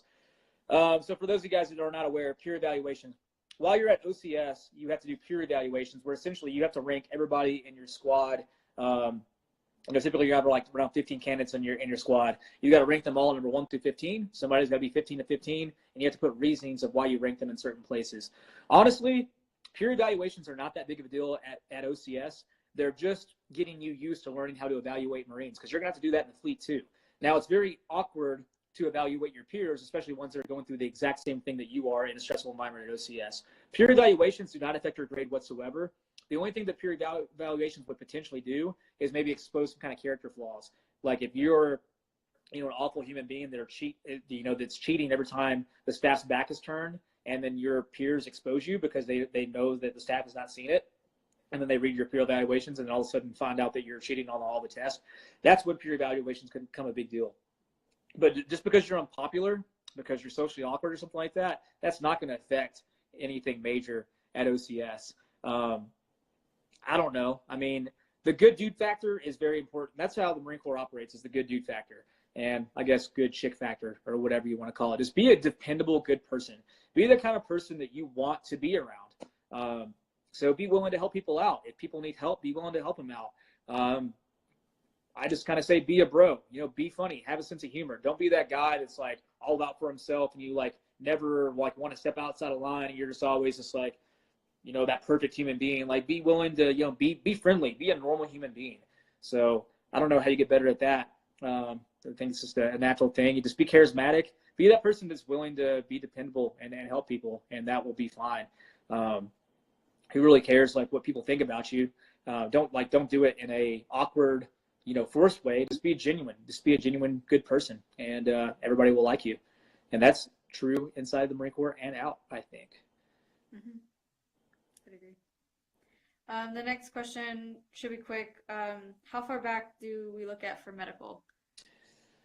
So, I mean, it depends. I mean, if it could be your entire life, it could be, a couple of years. It depends. Like if you broke your arm and when you were 3 years old, that probably doesn't matter unless you've got like some kind of permanent hardware in your arm. For the most part, it's like the last 5 to 7 years, depending on what it is. It completely depends on the condition. I mean, that's a very broad question, honestly. Like I said earlier, childhood asthma, if you had childhood asthma, then, you typically have to get like pulmonary function tests to show you no longer have asthma. So whenever you do a medical screening checklist, it says, do you currently have, or have you ever, meaning like since you've been born, have you ever had this condition? If it's something like you broke your arm at 3 years old, MEPS or whoever you go try to do your physical through is probably not going to care. But it's going to be taken into consideration. So it's really going to depend. I'd say anything within the last 5 or 7 years are things that really matter, unless it was some kind of long-term disability or something like that. So. Yep, easy. Yeah. The next one is, does it matter who we get letters of reference from for the selection board? So letters of recommendation, or what we call PIQs, personal information questionnaires. So everybody's required to get 5 of them. We ask for 2 professors, 1 employer, 2 others. Honestly, does anybody care what your English 101 professor has to say about whether or not you should go to OCS? No, probably not. The letters of recommendation can be really honestly like a check in the box. Like, do you know 5 people that are willing to write a letter of recommendation on you saying that you should go to OCS? And the form that we give them to fill out is not very long. Now, where your letters of recommendation can make an impact is if it's of somebody that is important. Not that English 101 professor is not important, but things like a military selection board is going to care about. So if you happen to know any military officers, those definitely carry some weight. I can tell you that whenever you go on a selection board members are going through a whole bunch of crap about you, and your letters of recommendation are one of those things in this big stack of crap that they're looking at, and they're probably not going to read every little word on your letters of recommendation. If it's got like a good letterhead on it and it looks professional, then they'll definitely read them. So letters of recommendation, I would not get wrapped around the axle on them. Don't go out and get like 40 of them because it's just going to be like, overkill. Just ask some solid people to write letters of recommendation on you. If you happen to know any military ones, get those if you can. But once again, what's more important than anything is your OSO's opinion of you. A couple years ago, my first year out here, I was on a selection board for our PLC, and College Station, they got the freaking Corps cadets down there, and all those kids that all their dads are retired generals and colonels and things like that. Anyway, one kid had a letter of recommendation from the commandant at the time, General Amos.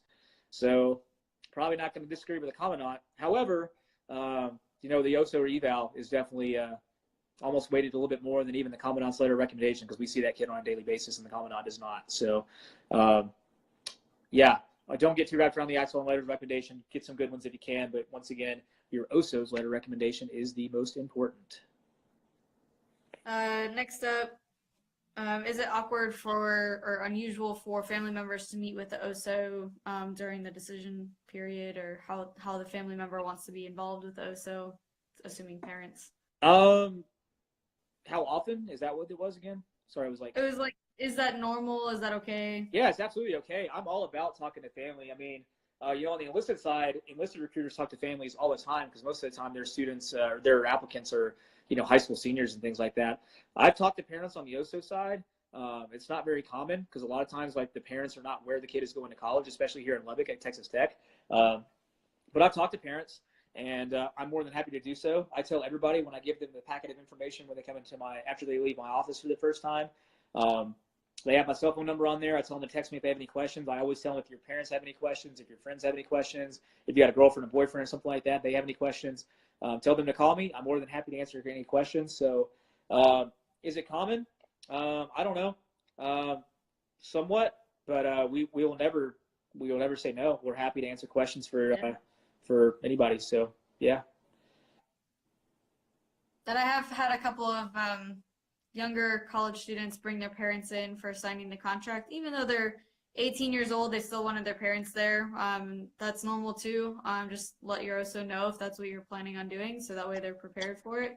But really, we just want you to be comfortable. We want your family to be comfortable too. So we're not hiding anything. And I know we're both very honest, and all OSOs, have nothing to hide. There's no reason for us to hide anything. So if your family wants to come talk to us, sure, we'll talk to them. Another question was in regards to shin splints and how to prevent them at OCS. You take this one. You're probably more fit to answer this one than I am. Sure. So shin splints at OCS. It starts actually before going to OCS. It starts with running ahead of time. You need to build yourself up slowly and safely over the course of 3 to 4 months.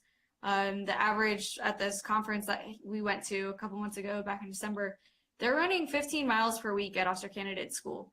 So before going up, you guys need to be able to run, 15 miles per week on average. And that's going to save you a lot of pain while you're at OCS. In addition to that, you need to arrive to OCS with new shoes.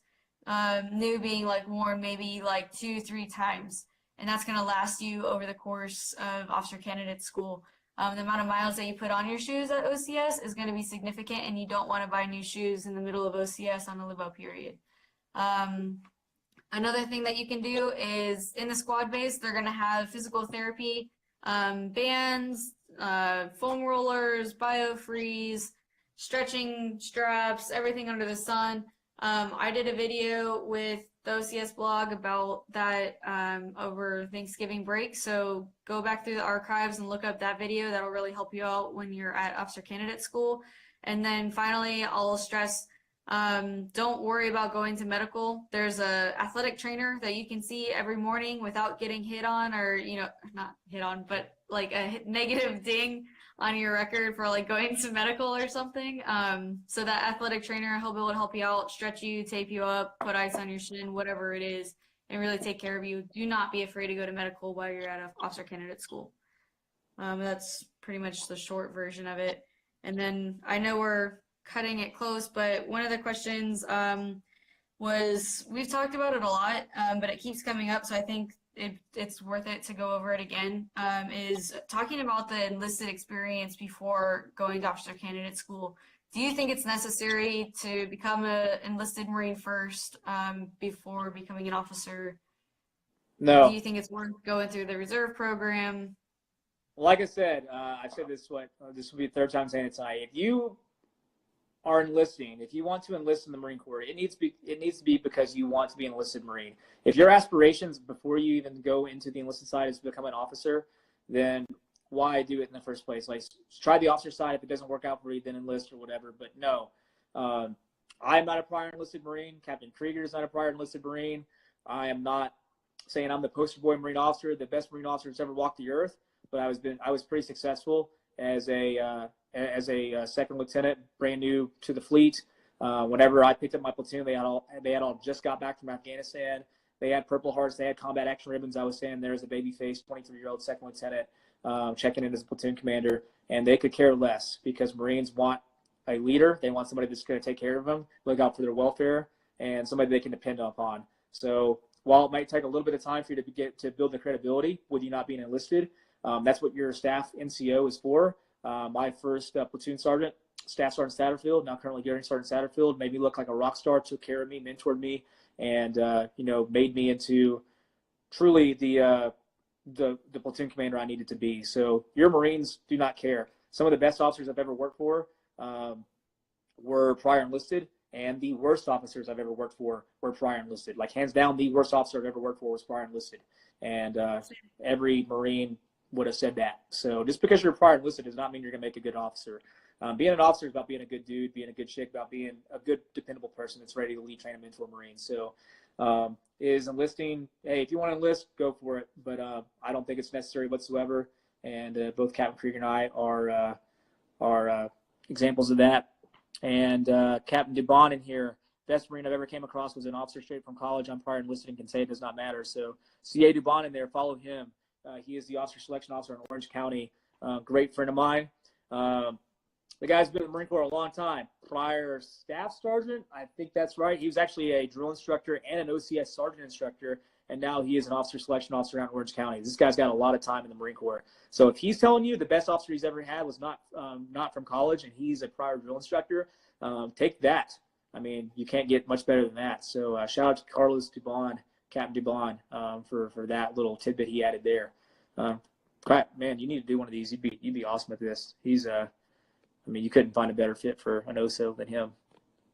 Another question was about age waivers and how frequently do they get approved? Age waivers. So it depends on how old you are. If you're going to be 28 or 29 at the time of commissioning, they're a little bit easier. If you're over the age of 30, they definitely get a lot more hard, especially in today's age. Like I said, it's not hard to apply for OCS. We have more than enough applicants that we're working right now, especially for active duty ground. So if you're just like off the streets and you have no prior military experience, no prior civil service like police, fire department, if you're just some like 30-year-old dude or woman that all of a sudden decided it was a good idea to be a Marine officer at like 32 years old and you have no prior experience, you just kind of screwed off for 10 years because most people that we send to OCS are like 22, you're going to need like some severe green weights and be an exceptional physical fitness. And even then, it's probably not going to get approved. Anything over 30 right now for my district is very hard. If you want to be a reserve officer because you've got like a big boy, big girl job and the reserves that get fit for you, they're not as hard. But if you're trying to go active duty and you're over the age of 30, they're pretty hard to get approved. Dubon, can I PT with you? Hold on real quick. I saw 562. Dubon, can I PT with you? My OSO is Riverside. No, I mean, you can. Your OSO is Riverside. The Riverside OSO is my best friend, literally, Captain LaPratt. Tell him to quit. I know he's getting out of the Marine Corps this summer, but that's no excuse. So join his pull program and tell him that Captain Wisotzkey sent you. So you don't want to drive all the way to Orange County, even though you could, but Captain LaPratt will take care of you. All right, go ahead. How far does being book smart carry you at OCS and in the Marines in general? I have my opinion on this. Dan, share it with us. Being book smart has nothing, like it'll get you there, it'll get you qualified, and you'll be able to study just fine. You probably will have no problems with academics at Officer Candidate School. But your Marines are going to sense that out of so fast. Being book smart is only going to get you so far, and that's going to get you to Officer Candidate School. You have to have common sense and the ability to make quick decisions and be relatable to other human beings. If you don't have street smart common sense, you are going to fail so hard as a Marine Corps officer, it's not even funny. Your Marines are smart. Your Marines came from the streets. Your Marines know exactly what it means to have common sense and to figure things out quickly because that's where they just came from. And they will know how to take advantage of you if you do not know how to counteract it or if you don't know how to have the common sense to figure out what they're actually asking. So good on you if you're book smart, if you came from Harvard or Yale, that's awesome. But if you don't have the common sense, good luck. You should figure out common sense books. That's what I would do. Read those and then make that your book smart. Sorry, a little tangent. No, it's true. I'm from Kentucky, and I was a criminal justice major, and they made me an engineer officer in the Marine Corps. So, point taken. You do not have to be a rocket scientist to become a Marine Corps officer. But not to say that there are a lot of smart guys and girls out there. And yeah, your book smarts, nobody really cares. We care about your character. That is what you're doing there. Social intelligence is more important than academic intelligence. Absolutely. The Marine Corps is a people organization, and the thing that keeps me around the Marine Corps, I mean, I love my job for a number of reasons, but the number one thing that I like my job for is the people that I work with. The fellow officers I work with, the enlisted Marines that I serve with. I love being around Marines, and it's because we are such a tight-knit group. Everybody has to be a little bit off their rocker to join the Marine Corps in the first place. It's a small, unique organization. People come from all different walks of life. And, the Marine Corps is that common ground to where you can meet people that you would have not met otherwise. But that whole brotherhood, sisterhood thing that everybody knows is something bigger than yourself. I mean, it sounds cliche, but it's true. I mean, when you start driving around town, you notice more Marine Corps stickers on the back of freaking bumpers than any other branch of service. You see more Marine Corps flags hanging in the parking lots of local businesses and hanging in the front yards of guys. You just don't really see a lot of Army, Navy, Air Force. Not to say they're not proud of their service, but it's not that intangible thing that you get by being a Marine. And that to me is like the coolest thing ever, and I still get romantic about that kind of shit. So it's important. And I love being around Marines, and that stuff will translate. If you truly like this thing too, and you're drinking the Kool-Aid, and you're saying, being a Marine is an awesome thing, your Marines are going to see that too. And even though they might be terminal lances, they're going to get out after 4 years and, and go do whatever it is in the civilian world. Like they're still proud of their service. I can believe me. I was just posting a lot of photos from my time in the fleet last night and was catching up with some Marines I haven't seen in a couple of years. So yeah. Prior enlisted age 34, physically qualifying, will it be difficult to obtain? Next to impossible. You have to be 35 at the time of commissioning. And yeah, man, unfortunately, that's going to be next to impossible to get approved. Good night. Hashtag Trump 2020. Rock and roll, Matt. Okay. Yeah, good night to you too, brother. I don't know what MAGA is. Must be some Miami stuff or something. So what else we got? We got 28 of you on here. I'm planning on being on here for like another 10 or 15 minutes, and everybody needs to go and do something else. It's Friday night. So I think we could probably take like 1 or 2 more questions, and then someone asked us, why did we want to become officers? So I think we could probably finish with that question and then sign off. So if anyone has one last question, we'll take like 1 or 2 more, and then we'll finish up with that one. Good thing. Yeah, that'd be a good way to wrap it up. So there's 27 of you left in the chat right now. So if you did not hear that, we're going to both end with why we wanted to be Marines. That'll probably take 2 or 3 minutes each for us to answer. We'll throw out there our personal Facebook, Instagram pages, and all that good stuff. Is there a need for pilots right now? Not any more than there normally is. But I can tell you that if you want to be a pilot, definitely talk to an OSO and get that process started as soon as possible, because the pipeline for pilots, especially if you're a college graduate, takes a little bit longer than a ground officer. So you want to get the ASTB taken care of. You want to get your eyesight taken care of, and potentially a flight physical. Excuse me, if you're a college graduate. Want to be a Marine officer more than anything. You guys helped a lot. No problem, Omni. Follow us both on Instagram. She is at SFL Marine Officer. I am at West Texas NM Marine Officer. Let us know. My guys asked me this from Captain Devon: is one OCS class better to attend the other? Should I wait for the fall class? So personal opinion.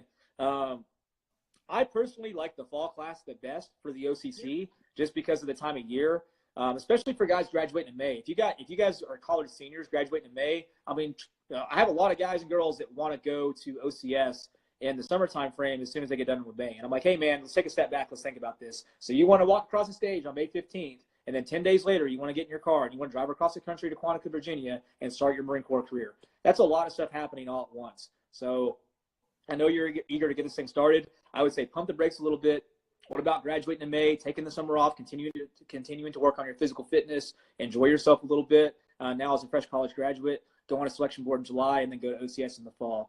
The fall class traditionally has the lowest attrition because it feels pretty nice in Quantico, Virginia in the fall. It's not too hot, not too cold. Weather's just right. You graduate and commission right before the Saturday before Thanksgiving.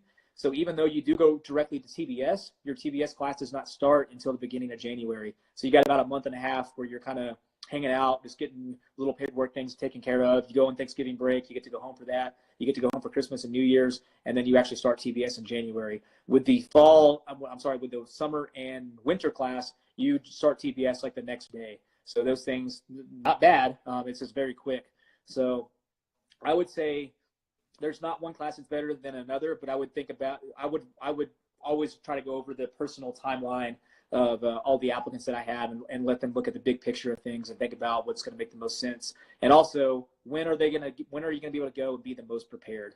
Because obviously if you go, you do not want to go underprepared, because then you get sent home and then you don't come. Wes Swainson, that's one of my old kids, is your video on the blisters on the OCS or somewhere I can watch it. Did he put that on YouTube or something? Yeah, so Captain Weeks was going to put it online on YouTube. I'm not sure if it's on his YouTube page. So if it's anywhere, it's on YouTube. I would just look for that, and I'll follow up with him and see if he can go ahead and cut it and paste it, or, do the video montage thing and put it up on YouTube. But that's where it's going to go, is on YouTube. When in college, when she's, go ahead. I was just going to say really quick, for all the females out there, spread the word too. So January 2019, OCS OCC class 230 is going to be the first female class allowed in the winter. I can go into why this is a little bit later, but it's going to be a historical class. For the first time ever in the history of officer candidate school and training officers, they are going to allow females to attend in January. So if you guys, any females out there, want to be a part of history, talk to your OSO about going to the class in January. It's not going to be easy. It's going to be hard because it's cold, but it's going to be the first one in history. So you guys could do some groundbreaking stuff. Good point. I will not be around for that. I will be in Quantico, so I'll come over and say hi to you guys on Liberty. But yeah, I'll be there. Yeah, she'll be there. When in college, when should you start talking an OSO? As soon as possible. Even if you're not ready now, you know, you need to go in and find out if you're qualified in the first place. And if you're not qualified, we can help you get qualified. I'm going to go through these questions quickly so we can wrap this thing up, tell our personal stories, and get out of here and move on down the road. 31 years old, prior OCS, not physically qualified, week 7. Excuse me. Still impossible for age waiver? No, it's not. It is if he gets 3. Well, for my district, it's he needs to get 3 PFTs above a 270. So that's area dependent because no, I mean you would still need, so just like any other age waiver, you're going to still need to be in good shape. Is it next to impossible? No, it's not. I mean, 31 years old is still pretty old, but it's not impossible. If you are interested in being a reserve officer, your chances of getting that waiver approved is a lot higher. So hit up your OSO about that. If you have any questions, hit me up on Instagram at West Texas NM Marine Officer. I'll be happy to answer your questions on it. What's the acceptance rate for OCS? Kind of depends on what you're applying for, whether you're air contract, ground contract, law contract, reserve contract, freshman, sophomore, junior, etc. I'm talking fast because we're trying to get through this thing. It depends.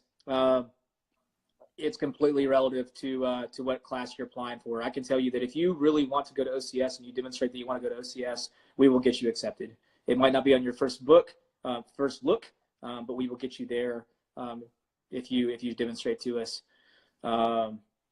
Okay, so I'll tell you what, I've got 22:25 Lubbock, Texas time, God's country down here. So we're going to do these. We're going to each talk for like 2 or 3 minutes, tell you why we joined the Marine Corps. There's 24 of you guys watching. We'll close off with that. We'll give you a plug to our Instagram pages, and then we will sign off. I've been talking this for essentially the last 5 minutes, so I will turn it over to my favorite Miami OSO, Captain Krygier, let her tell her story, and then we will sign out of here and catch you guys down the road. Val, go. So I kind of talked a little bit about when I was going through getting into the Marine Corps, but as cliche, cheesy as it sounds, I had the choice between a full ride scholarship with the Army ROTC program. They were going to pay for my veterinarian school, so it would have been undergrad plus vet school.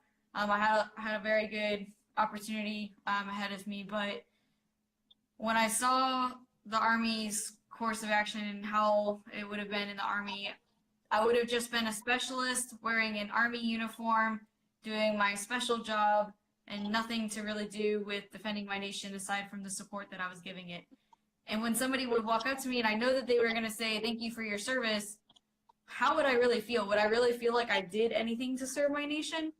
I don't really know, but I knew that in the Marine Corps they had a concept of every Marine's a rifleman and every Marine officer is a provisional rifle platoon commander. They trained us regardless of our job to first lead our Marines in combat. And you are expected, not just asked, but expected to be able to lead your Marines in combat, whether you're a logistics officer, an adjutant, or a cook. None of that really matters. You have to know the basics and tactics. So I wanted to be a warrior. I wanted to be considered a fighter for my nation. And so that's why I joined the Marine Corps. Why did I become an officer? Because it's the enlisted Marines that bleed, sweat, tear, or cry, give their life. They sacrifice so much. They need officers to take care of them, and that's your job. As an officer, you should think of yourself as a door frame. You're not the door. You're not the person walking through the door. You have nothing to do with anything aside from you are the supporting factor, and you're allowing those enlisted Marines to get their job done. Your life is not about you as an officer. You take care of the enlisted Marines. And I knew that there was nobody else better qualified than myself because I have a huge heart for the enlisted Marines, and I think that they are phenomenal at everything they do, and it's a service organization. It's a people organization. So that's why I became an officer, to take care of the enlisted Marines. They deserve better, and I could do that. Okay, and before I go, how can they find you on Instagram? How can they get in contact with you in case they have any other questions, especially for female prospective candidates? Yeah, females or anybody short help if you need help with workout plans, if you don't know where to go, if you need to find your OSO, send me your name, your email address, your phone number, your zip code to SFL_Marine Officer on Instagram. It's tagged on this and a couple of other places. You saw my name in the comments a few times, so SFL_Marine Officer. You can also send me an email, which is linked in my bio, to Instagram. If you find me on Facebook, I am Miami Marine Officer. Once again, my name is Captain Krygier. I'm an 042 logistics officer. I'm in charge of all of South Florida, Puerto Rico, and the Virgin Islands. Okay, so we are at the half hour. I'm going to talk for like 2 minutes. We're going to sign off here. There's 24 left of you watching, unless you fell asleep with this thing on your bedside table, which if that's the case, it's kind of creepy, so you're going to hear me talk while you sleep. But anyways, why I joined the Marine Corps. So I had a high school teacher that was a retired Marine lieutenant colonel. I am from a small coal mining town in western Kentucky. Kentucky has a lot of Army bases. I grew up just like most young boys in Kentucky, kind of thinking the military is pretty cool, watching Saving Private Ryan, watching Band of Brothers, playing Cowboys and Indians, doing all that kind of crazy stuff that young boys do. And yeah, I kind of always thought that I wanted to go into the military. I didn't know what I wanted to do. I was a little punk-ass kid all through middle school and high school. I had blue hair in 8th grade. I had no idea what I wanted to do with my life. Got to high school and met retired Lieutenant Colonel Daryl Patton. And from the moment I met that guy, I was like, man, I want to be just like this dude when I get older. I didn't know why. He just had that aura about him, the way he carried himself. For one, he was like in his mid-40s, and he's like in the best physical shape I've ever seen anybody ever. And I'm like, just man, this guy, I've never met a Marine before. I like seen the old school commercials about Marines, but I didn't know what they were.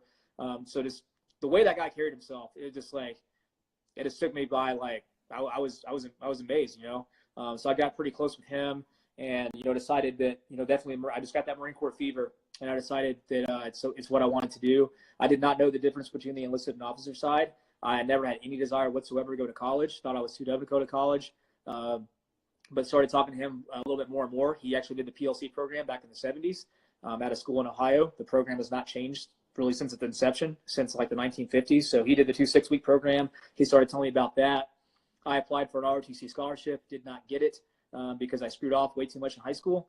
So my grades were not very good. Went to college in Jacksonville, Florida for 1 semester, did ROTC for a semester, decided that, ROTC was not really the life for me either. Got referred to an OSO, which is now my job, which is crazy as hell to think, looking back on that like 11 years later that I'm now an OSO. But yeah, I talked to the OSO, and by that point I knew I was going to become a Marine. That's all. That's the only thing I cared about. That's the whole reason I went to college, was to become a Marine Corps officer. So yeah, I mean, really, why? I don't know. I mean, it's just at some point during the application process, during OCS, during the selection board process, at some point, like, you're going to get this Marine Corps fever, or you're not. If it doesn't come natural to you, then that's okay. You just weren't not meant to be a Marine. But at some point in time, if you end up putting on an Eagle, Globe, and Anchor, whether it be on the enlisted or officer side, you're going to want that Eagle, Globe, and Anchor more than anything in the world. And yeah, everybody has different reasons for doing that. Everybody has different things that brings them to it. For me, it started with a high school teacher, and then I just got more and more, attached to it, and realized, like, hey, I was put on this freaking earth to be a United States Marine, and it's all I wanted to do. And that's what I did. LOL, Marine Corps fever. Hey, it's a real thing, man, and there's no cure for it other than getting an Eagle, Globe, and Anchor. So I'm a firm believer in that stuff. I still love this institution. I requested to be an OSO because I wanted to come out here and spread the good word of the Marine Corps. This was not a punishment for me. I am ready to move on to bigger and better things. So I've been out here for almost 3 years, and I'm quite frankly tired of Lubbock, Texas. But yeah, I fully 100% believe in all of our core values and what we stand for and all that good stuff. So you will not find a better institution to serve with. And I hope that all you guys out there that are aspiring to be Marines will see it through. If you guys have any questions about the application process, definitely reach out to your OSO. Do not hesitate to reach out to your OSO in your local area for any reason whatsoever. We are more than happy to answer questions. If you do not know who your OSO is, just message this Instagram profile at Marine OCS Blog, and he will tell you who it is. If he doesn't know, he will probably ask myself or Val, and we can find out who they are. There's only 74 of us in the country, and we pretty much know all of them. So we're a pretty tight-knit group. We're always talking to each other. So once again, you can find her on Instagram at SFL_Marine Officer. Mine is West Texas NM, abbreviation for the state of New Mexico, Marine Officer. Our links are tagged in this profile commonly. I know somebody earlier asked when's the next live feed. Yeah, Captain Weeks will post it in the profile, so just follow his story on a daily basis. He'll tell you when he's going to do it. I actually have 4 lieutenants right now that are working for me temporarily. 3 of them commissioned through ROTC, 1 of them commissioned through PLC, 1 of them's a female lieutenant. They all were at OCS this past summer. And we were talking about doing a live video with them, maybe doing a PT session or doing like a pros and cons of ROTC versus PLC. And anyway, just giving you guys a more fresh OCS war stories and things like that, because it's been a while since we've been through. So these guys and girls were just there. So be on the up and up for that. They were pretty excited about it because they have nothing better to do right now, anyways, while they're waiting for the TBS. So with that said, ladies and gentlemen, there's 22 of you guys still on here, and it is 22:34 Lubbock, Texas time, which means it's almost midnight on the East Coast. So we are going to sign off of here. If you guys have any questions, send them to the profile, and we will get back to you guys as soon as we can. My OSOs Captains Krygier, can I pay a visit on Monday for PT? Of course you can. I'm going to answer for her. Sure Yeah, can. go see her. 06 Tropical Park. Tropical That's where I'm at. Park. There's no Tropical Park in Lubbock, Texas. I can tell you that much. So, boys and girls, it was a pleasure being here with you guys tonight. Any questions you have, please let us know. And we will catch you guys down the road. Semper Fidelis, Ura, Kill. I'll see you guys later. Peace. Signing off now. 5 seconds. 3, 2, 1.